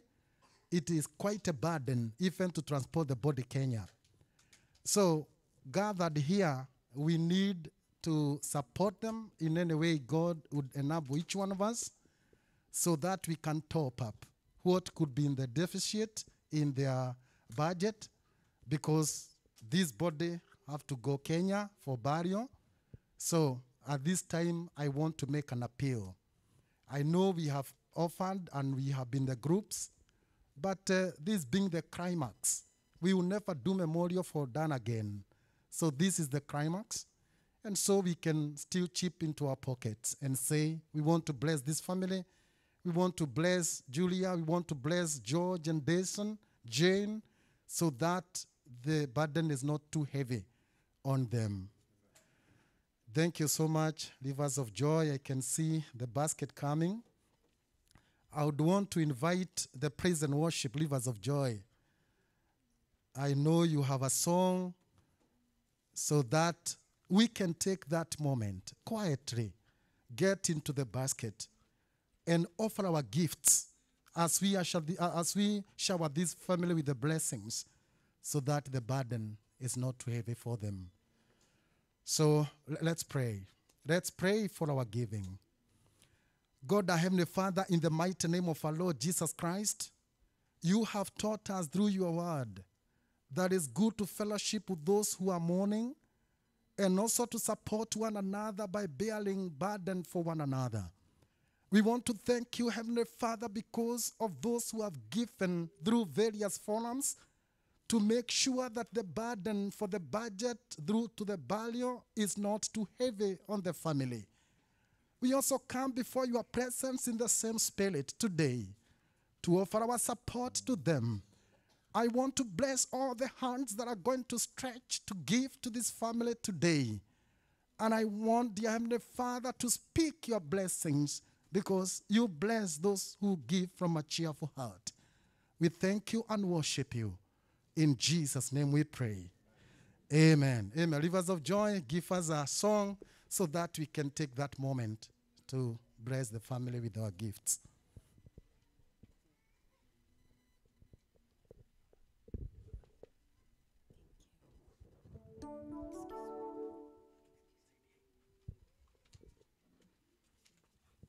So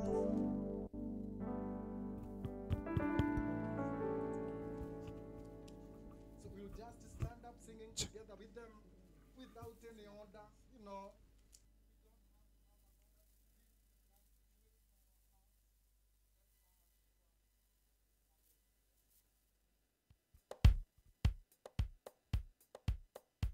Let's all stand on our feet. Sorry, we also have Cash App for Mele Kagwadi. You can put your gifts there. The number is 612-968-6584. And you can also use Zelle. Mele Kagwadi. Thank you. Amen. Bwana asifiwe. Amen. Let's all stand on our feet. The Bible says that we give thanks in all situations. Amen. And that's exactly what we're going to do. Tutamshukuru Bwana kwa sababu yeye ni mwema na fadhili zake ni za milele. Amen.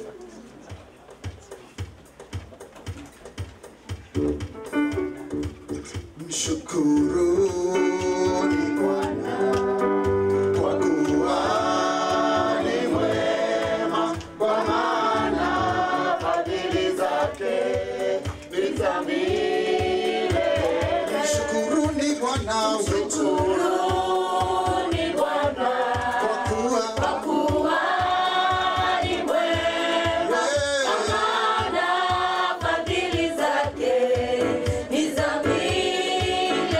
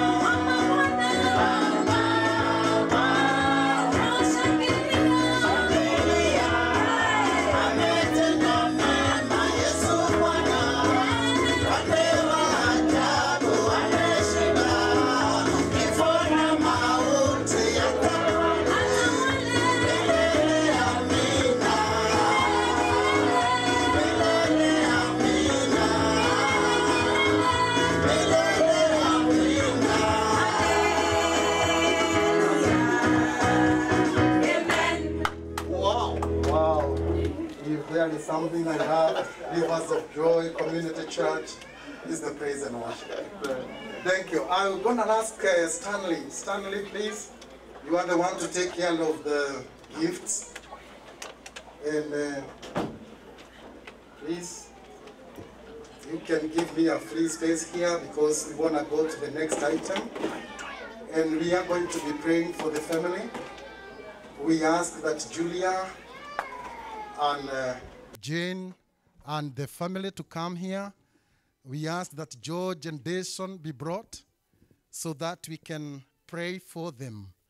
After which we are going to have vote of thanks, benediction, and the viewing of the body. So we are just like 10 minutes away from being over with the program of today. So Jason and George, please. Then Julia and the family, let's all stand up. Let's all stand up as we intercede for this family. And the pastors that we have gonna come so that we pray for this family. Yeah.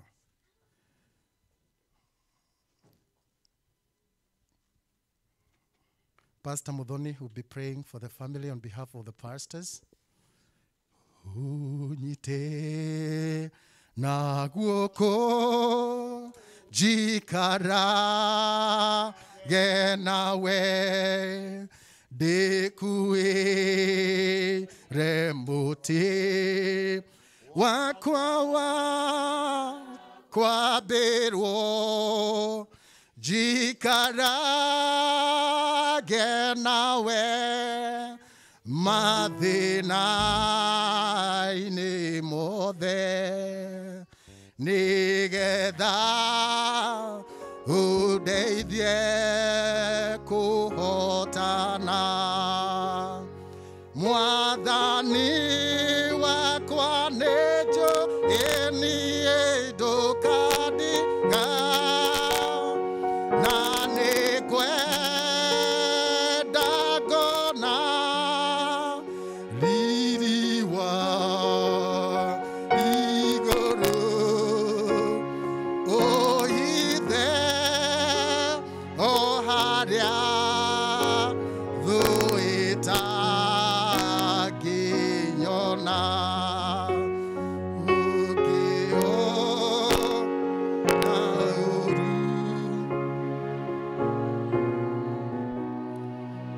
Standing here with the family, and on behalf of these pastors, I got a word to this family. Daniel is gone and left behind Julia, George, and Jason. Julia is of age to make decisions for her life. Please respect that. He has no ties to entangle or enslave her life. George and Jason got a blessing from the dad that I witnessed. Please, family, execute the will of Daniel to George and Jason. And what he mentioned that belonged to George and Jason, make sure it gets to them. I have to be fair to Daniel because I was a witness when he said what he wants to go to George and what he wants to go to Jason. Please, family, do it. Let this family be happy with you after Daniel is gone. Amen. Let us pray. Father, in the name of Jesus Christ, we stand before your presence with the authority and the power that you have given us as your servants, oh God, to bless this family that is before us. Yeah. These are your people that are called by your name. Yeah. They are people that you orchestrate their destiny even before they were conceived in their respective mothers' wombs, oh God. And there is nothing that we can speak that can change that destiny that you had already orchestrated for them. Yeah. You have said that you have got good plans for them. Yeah. Plans to bless them, to exalt them, and plans to give them a better future. So as we start here as your servants, oh God, we just want to start by your word that says that is forever established in heaven.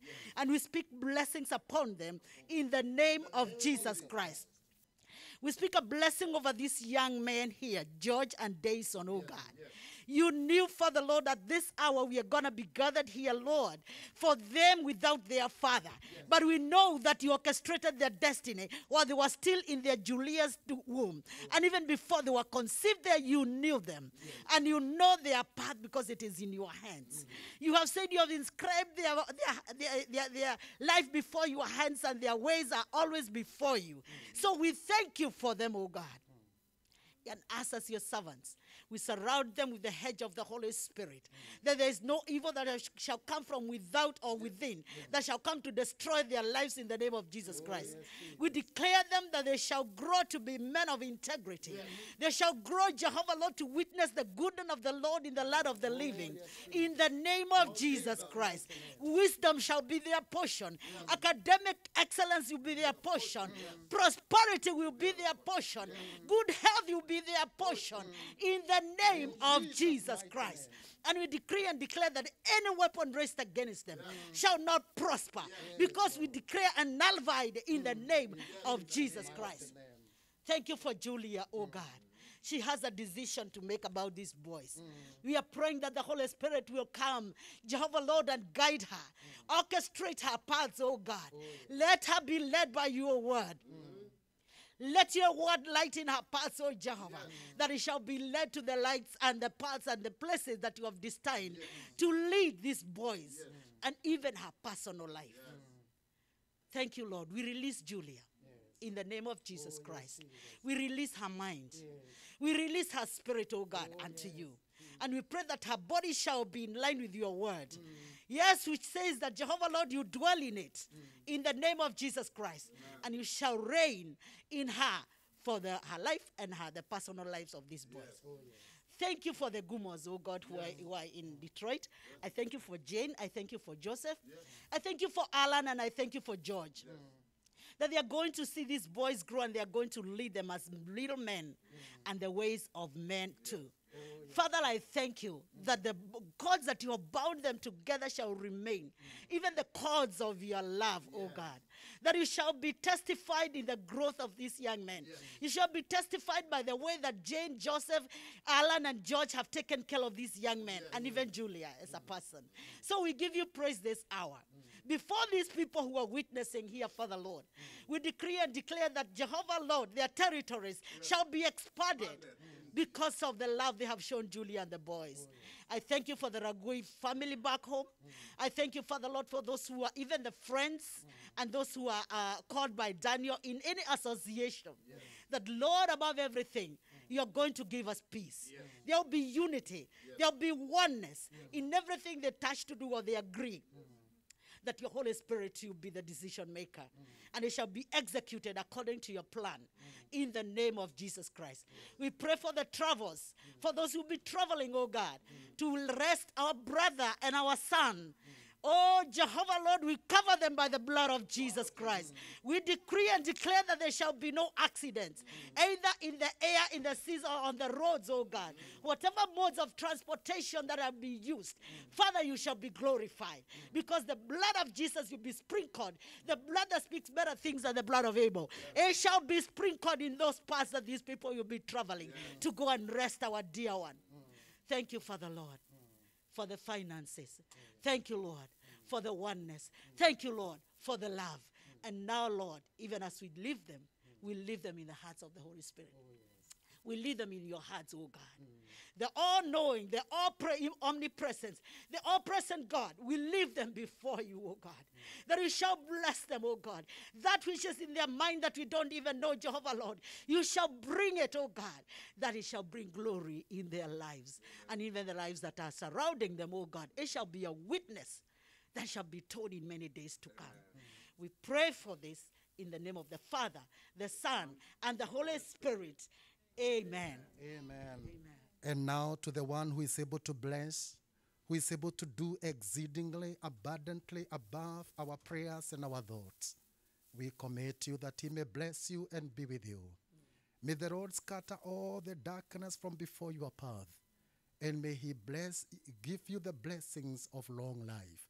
We bless you again in the name of God Almighty, Father, Son, and the Holy Spirit. Amen. And we all say, Amen. Amen. We take our seat so that I usher the one who is doing the vote of thanks to come and do it. Appreciate everybody who've taken a part in this. I know, Peter, karibu. Karibu sana. Hello, everyone. On behalf of Julia, the family from Michigan, and also the committee which helped organize this day, I would like to thank all of you who are here and those who are watching us from YouTube or Facebook. Thank you for the time you have given.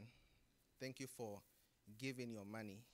Thank you for spending time to visit Julia and the kids and to comfort them and continue doing that good work. Thank you so much, and God bless you. Can we appreciate that man who appreciated us? Actually, he was the chairman to the committee. And Mr. Peter, I loved your chairmanship. Yeah, please don't tire. Whenever family calls you to be the chair, do it.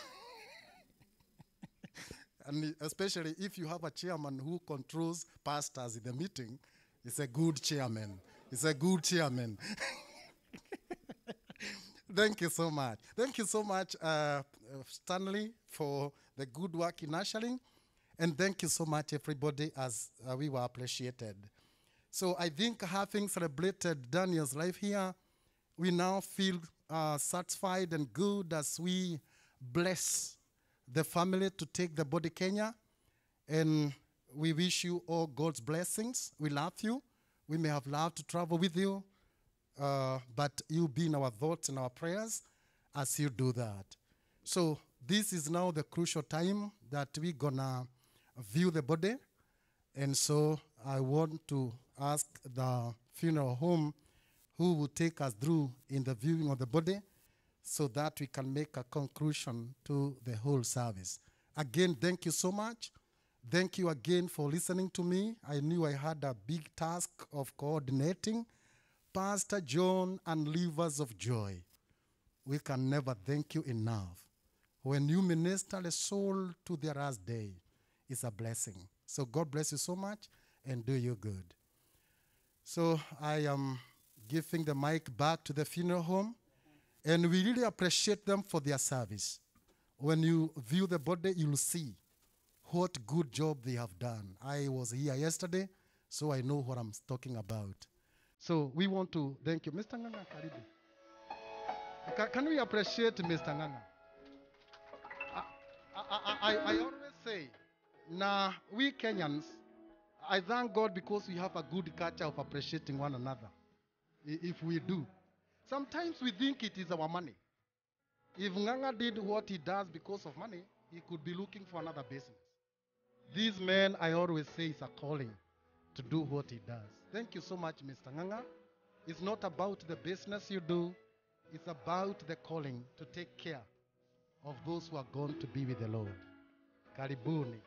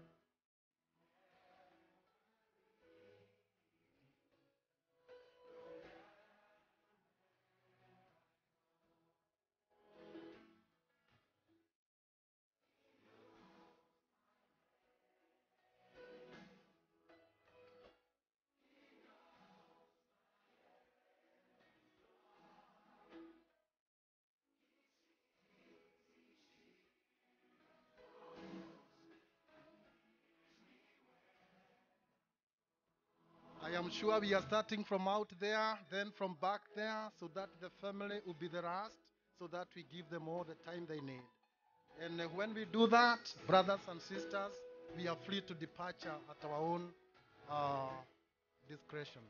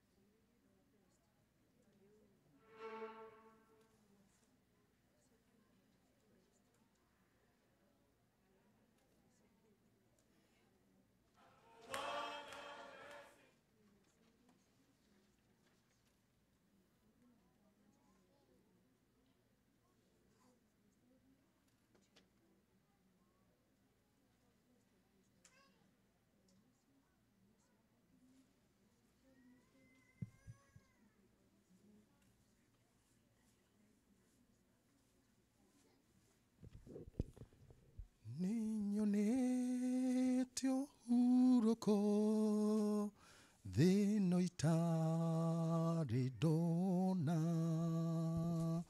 na gikeno thino itagiona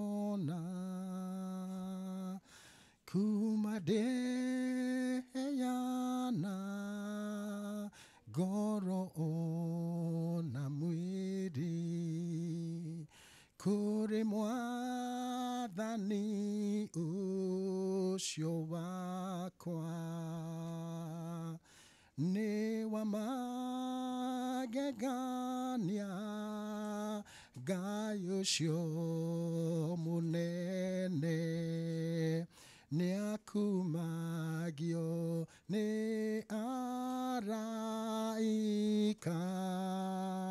Love of God and the fellowship of the Holy Spirit be with us now and forevermore. Amen. Mafanikio yake tunayaona wazi kwa macho yetu, tunaridhika na kujiona tunafanya sisi kwa nguvu na akili zetu tunajasiri. Asante sana. Ni neema ya Mungu kwamba tumeamka tukiwa hai siku ya leo. Nyimbo za sifa nazo tutai. Kwa kweli si kwa kupenda kwetu, si kwa nguvu zetu, lakini ni kwa nguvu zake Mwenyezi Mungu. Kwa sababu asingekuwa ni yeye. By the way, kuna wengi ambao walikuwa wametamani kufika siku ya leo lakini hawakuiona, wakaweza kuaga dunia, wengine wakapitia mambo tofauti, wengine wako kwenye mahospitalini, wanaendelea kupambana na magonjwa kadhaa, lakini wewe uko hai leo, wewe una afya njema, wewe umepata breakfast, wewe umelala kwa nyumba, mwingine amelala kule nje. Ni wakati wa kumshukuru Mola.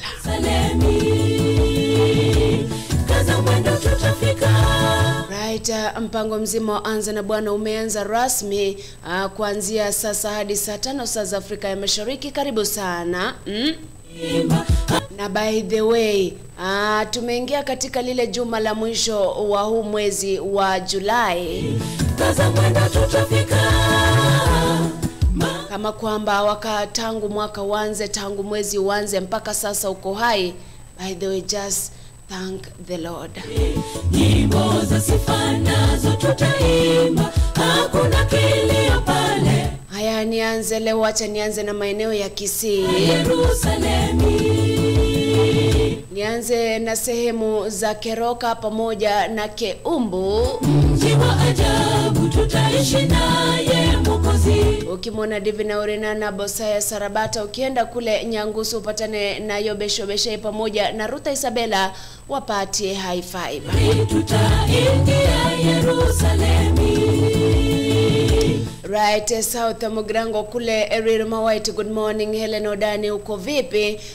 Paka hapa Kisii, by the way, wasikilizaji wote wa hapa ambao wako pale madukani Kisii Town, good morning. Nyimbo za sifa nazo tutaimba, hakuna kilio pale. Mashabiki wote wageni, by the way, karibuni sana ndani ya Abagusii Global Radio. Mpango huu unajulikana kama Anza na Bwana, unaletwa kwako kila siku ya wiki kuanzia saa 1 hadi saa 5 na mimi Siontita.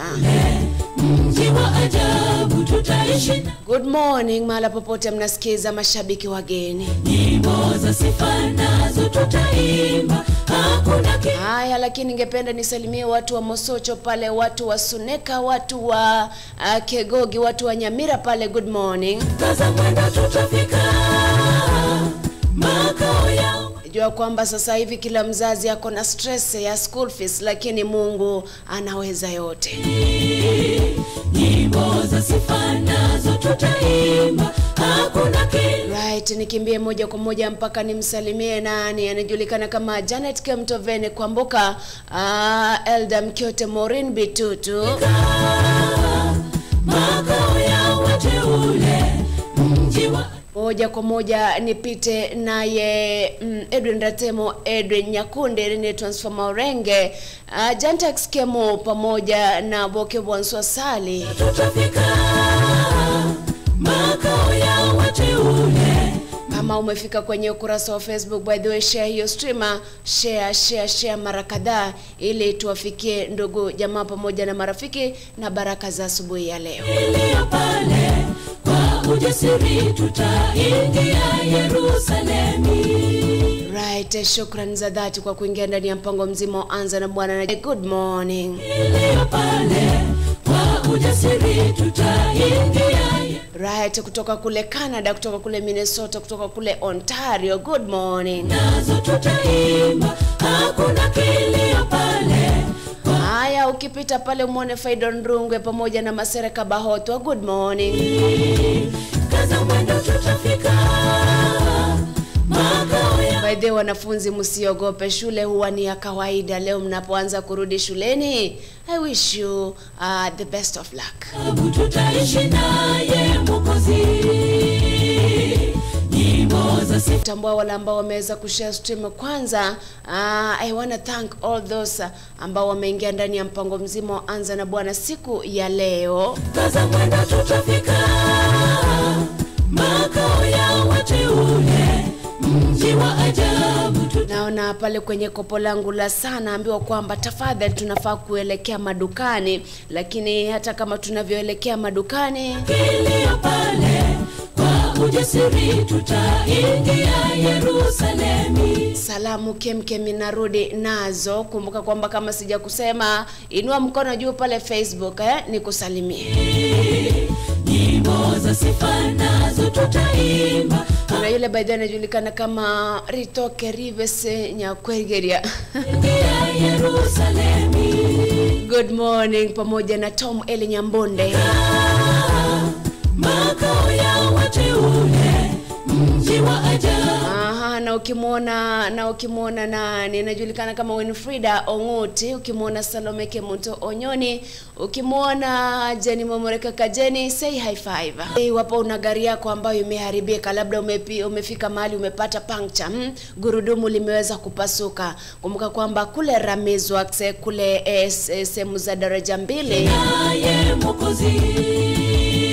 Ramizwa wanaweza wakashughulikia shida hiyo mara moja. Unachofaa kufanya ni kwenda pale na gari lako, waite wapigie simu, alafu wanakuja wanashughulikia magari la kwako. Mji wa ajabu tutaishi na jinsi ambavyo tunajulishwa pale, unawapata vipi wana Ramizwa? Tazama hii halafu utajua jinsi ya kushirikiana ama kuwasiliana nao. Nazo tutaimba, hakuna kilio pale. Je, unahitaji kukarabati gari lako kwa njia yoyote ile? Usitie hofu. Dhibiti hali ya gari lako sasa. Ramizworks inakupa huduma bora zaidi. Hapa wanakupa huduma zote za gereji kwa magari ya kila aina. Ramizworks tuna deal na panel beating, spray painting. Ukiwa na kazi yako, leta mali hapa, tunakufanyia kazi safi sana. Ramizworks inapatikana mjini Kisii daraja 2 kwenye barabara kuu ya Kisii Kisumu. Imekabiliana na Delta Filling Station. Tunashughulika na magari za accident. Gari imeharibika msituni inaletwa. Tunaomba watu wote walete magari zao hapa. Welcome Kisii. Kwa maelezo zaidi kuhusu huduma zetu, piga simu nambari 0728886003 90178686.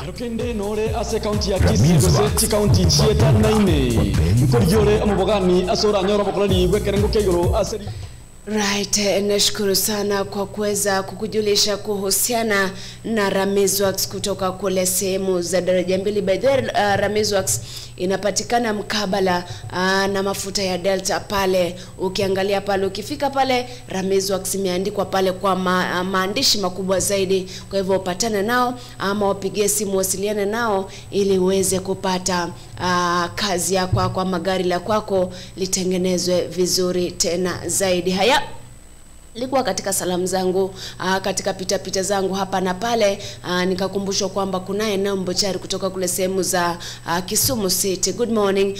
Nikakumbushwa kunaye Kodak Bondi, na Binya Catherine, na Miss Olivia, na Emmanuel Mwaga na Nancy Kerubo. Nyinyi wote nawatakia asubuhi njema siku ya leo. Mmeamka vipi by the way? Ikiwa sasa ndio umeamka, by the way, it's all because God is on your side. Mungu ako katika upande wako. Upande wetu.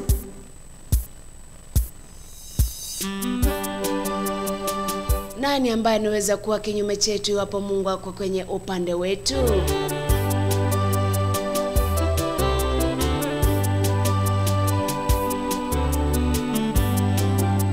Kumbuka kwamba saa ya kwanza kuanzia saa 1 hadi saa 3 tupite na wawili watatu, tuwatakie wiki njema tukianza wiki, na vile vile tuwakaribishe ndani ya mpango mzima wa Anza na Bwana. Simama juu yetu, hakika hakuna wako turudisha nyuma, kwa kuwa ni Bwana katukirimia.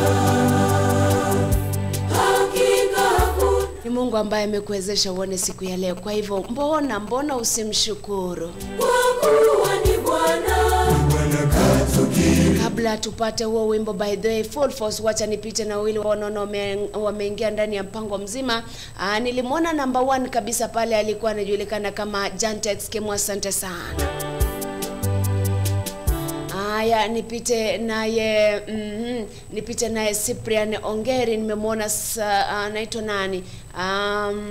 Cyprian nani? Kuna yule ambaye nimemwona Sibota nimekuona, anasema true inspiration, may God be with us always. Cyprian Ongeri, sawa sawa. Lady Kirushmo Kongutunde ene Patrick Atandi watching kutoka Qatar. Tumusiti, ukipatana na Mbachari msalimie Ruth Isabella, happy new week, asante sana. Kutoka Nyangusu wasalimie sana. Nicodemus Sarasa, happy and a blessed week ahead. Bwana katukirimia. Namuona Stacy anasema tuned in. Josephat Moses anasema getting you loud and clear kutoka Coast. Ukipatana na Edwin Nyakundi, say high five. Albert Ragira watching kutoka Mukuru kwa Ruben, Nairobi City. Ukipita hapale Mukuru kwa Njenga pia wasalimie, na South B wasalimie sana. Haya, nitembee na mwingine, Lilian Nyakeo watching you kutoka Saudi. Barikiwa sana kwa nyimbo nzuri, asante sana. Joseph Nyandusi ndani kutoka kaunti ya Narok. Ukipatana na Peter Sailepo msalimie vile vile sana. Obiti Omobimba Banasameta from Nakuru anasema yupo ndani. Ukipatana na Janet Kemuto, say high five. Anasema anatazama kutoka Rongai by the way. Ukipita pale sehemu za pipeline pale upatane naye Masura Ndege, say good morning.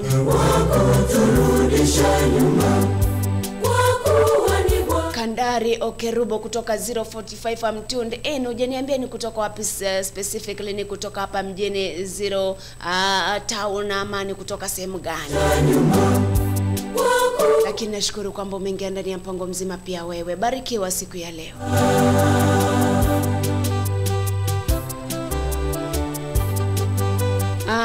Wacha nipite naye, anajulikana kama Janet Kemonto. Janet Kemonto anasema kutoka kule Nakuru, na watoto Senior Belden Junior Ashton, Mam Raela na Daddy Laban Masese. Barikiwa sana Janet Kemonto.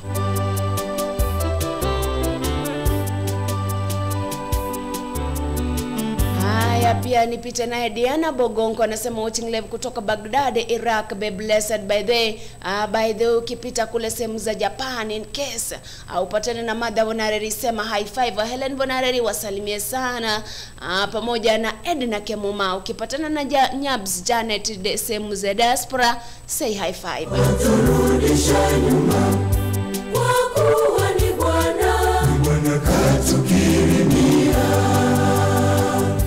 Alright, Evelyn Mongina Nyausi anasema watching kutoka kule sehemu za Bahrain. Niko ndani, asante sana. Tinega George kutoka wapi? Kutoka Doha, Qatar, kama kawaida yupo ndani ya mpango mzima, asante sana. David MC Rachuonyo, good morning Tatu City New Day. Anasema hapo kwako familia ya Lea Achenga, AGR Stars and fans, God first, others later. Thank you very much, barikiwa sana. Nipita naye Titus Nyakundi kutoka Eldoret anatazama. Ukipita pita sehemu za Kapsabet on your way to Eldoret, upite sehemu za Nandi Hills, wasalimia wale wote ambao unapata njiani, just wave, say high five. Ni asubuhi njema. Na by the way, kama umeamka siku ya leo, you've woken up, umepatana na jirani yako pale, umepitana na yetu hata hujamsalimia, know that what if tomorrow you don't see that person? Utaanza kwenda kwake unasema, oh, yule fulani alikuwa hivi, alikuwa mzuri, alikuwa hivi na hivi, lakini yote 9-10 tufanye hivi. Wacha ningatuke kidogo, nikirudi napita na zile jumbe 3 ama 2-3 ambazo ziko pale. Wacha kwanza niwaache na Hebridan, wimbo wa University of Tanzania pale wanasema, ikiwa Mungu ako kwenye upande wetu, nani atakuwa kinyume chetu? Mungu ndiye ametukirimia hii siku ya leo, tumshukuru kila wakati. Mungu amesimama upande wetu.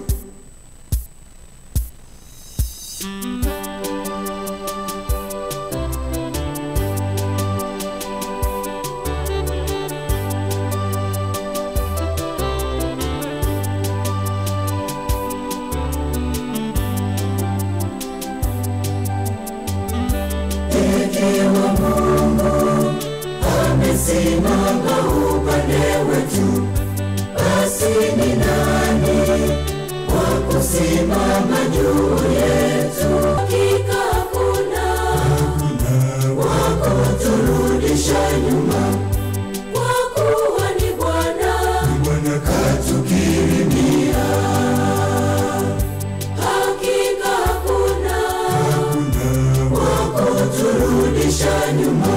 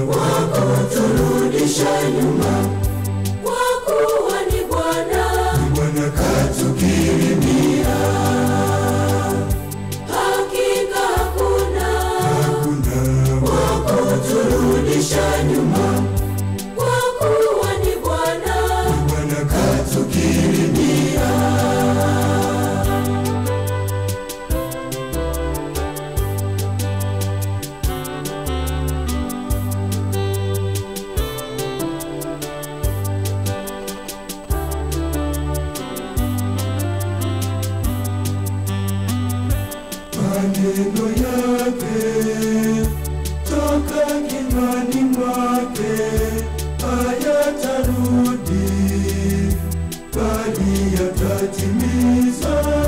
Ikiwa Mungu amesimama upande wetu, basi ni nani wa kusimama juu yetu?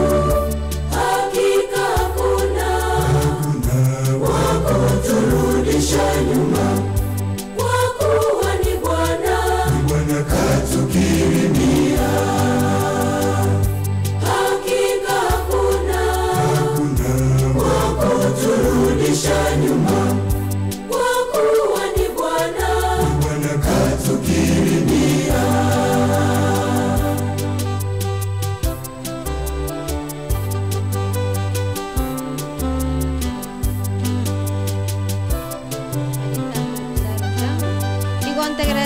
radio station ekorokwa Abagusii Global Radio asenge ncho basemia inde tonyaka batogo serio butaka seitogusi na inche kurwali karo kankoro kweli asmabiria ni gontegerete Omugusii Global Radio na Abagusii no Omugusii tabauti akinero nche monon konyeroka Abagusii Global Radio mbuya mona sega siengia to kwanyarane to serio butaka Gusii yeito yali konyarikana gaki timotiga momente mbuya mono sana. Okay, abantu baminto iga gontegerete Abagusii Global Radio. Nchutwensiga iga turageramo chingeni no chire chinsaga omotere linagu byonse soboamo.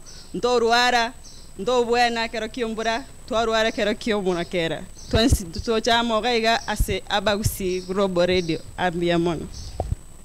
Okay, motegerete Abagusii Global Radio abantu baminto morwara corona. Nebo kara America. Inju boka sanitizer ekorusie binyinyi byonsi pinta kobise korwabu ntobwato morobo gosambo bokima nesuguma torio bokimekeni karibu Emotegerete Abagusii Radio all the way from Nyacheki. Thank you. My story, story Agr. Let's know your story. It might be of great encouragement, inspire, or teach someone a lesson. Sasa ungana naye Omwana wa Bagetutu Videlis Omengo Mochoge kila siku ya wiki ndani ya story yangu kuanzia mwendo wa saa 4 asubuhi hadi saa 8 mchana.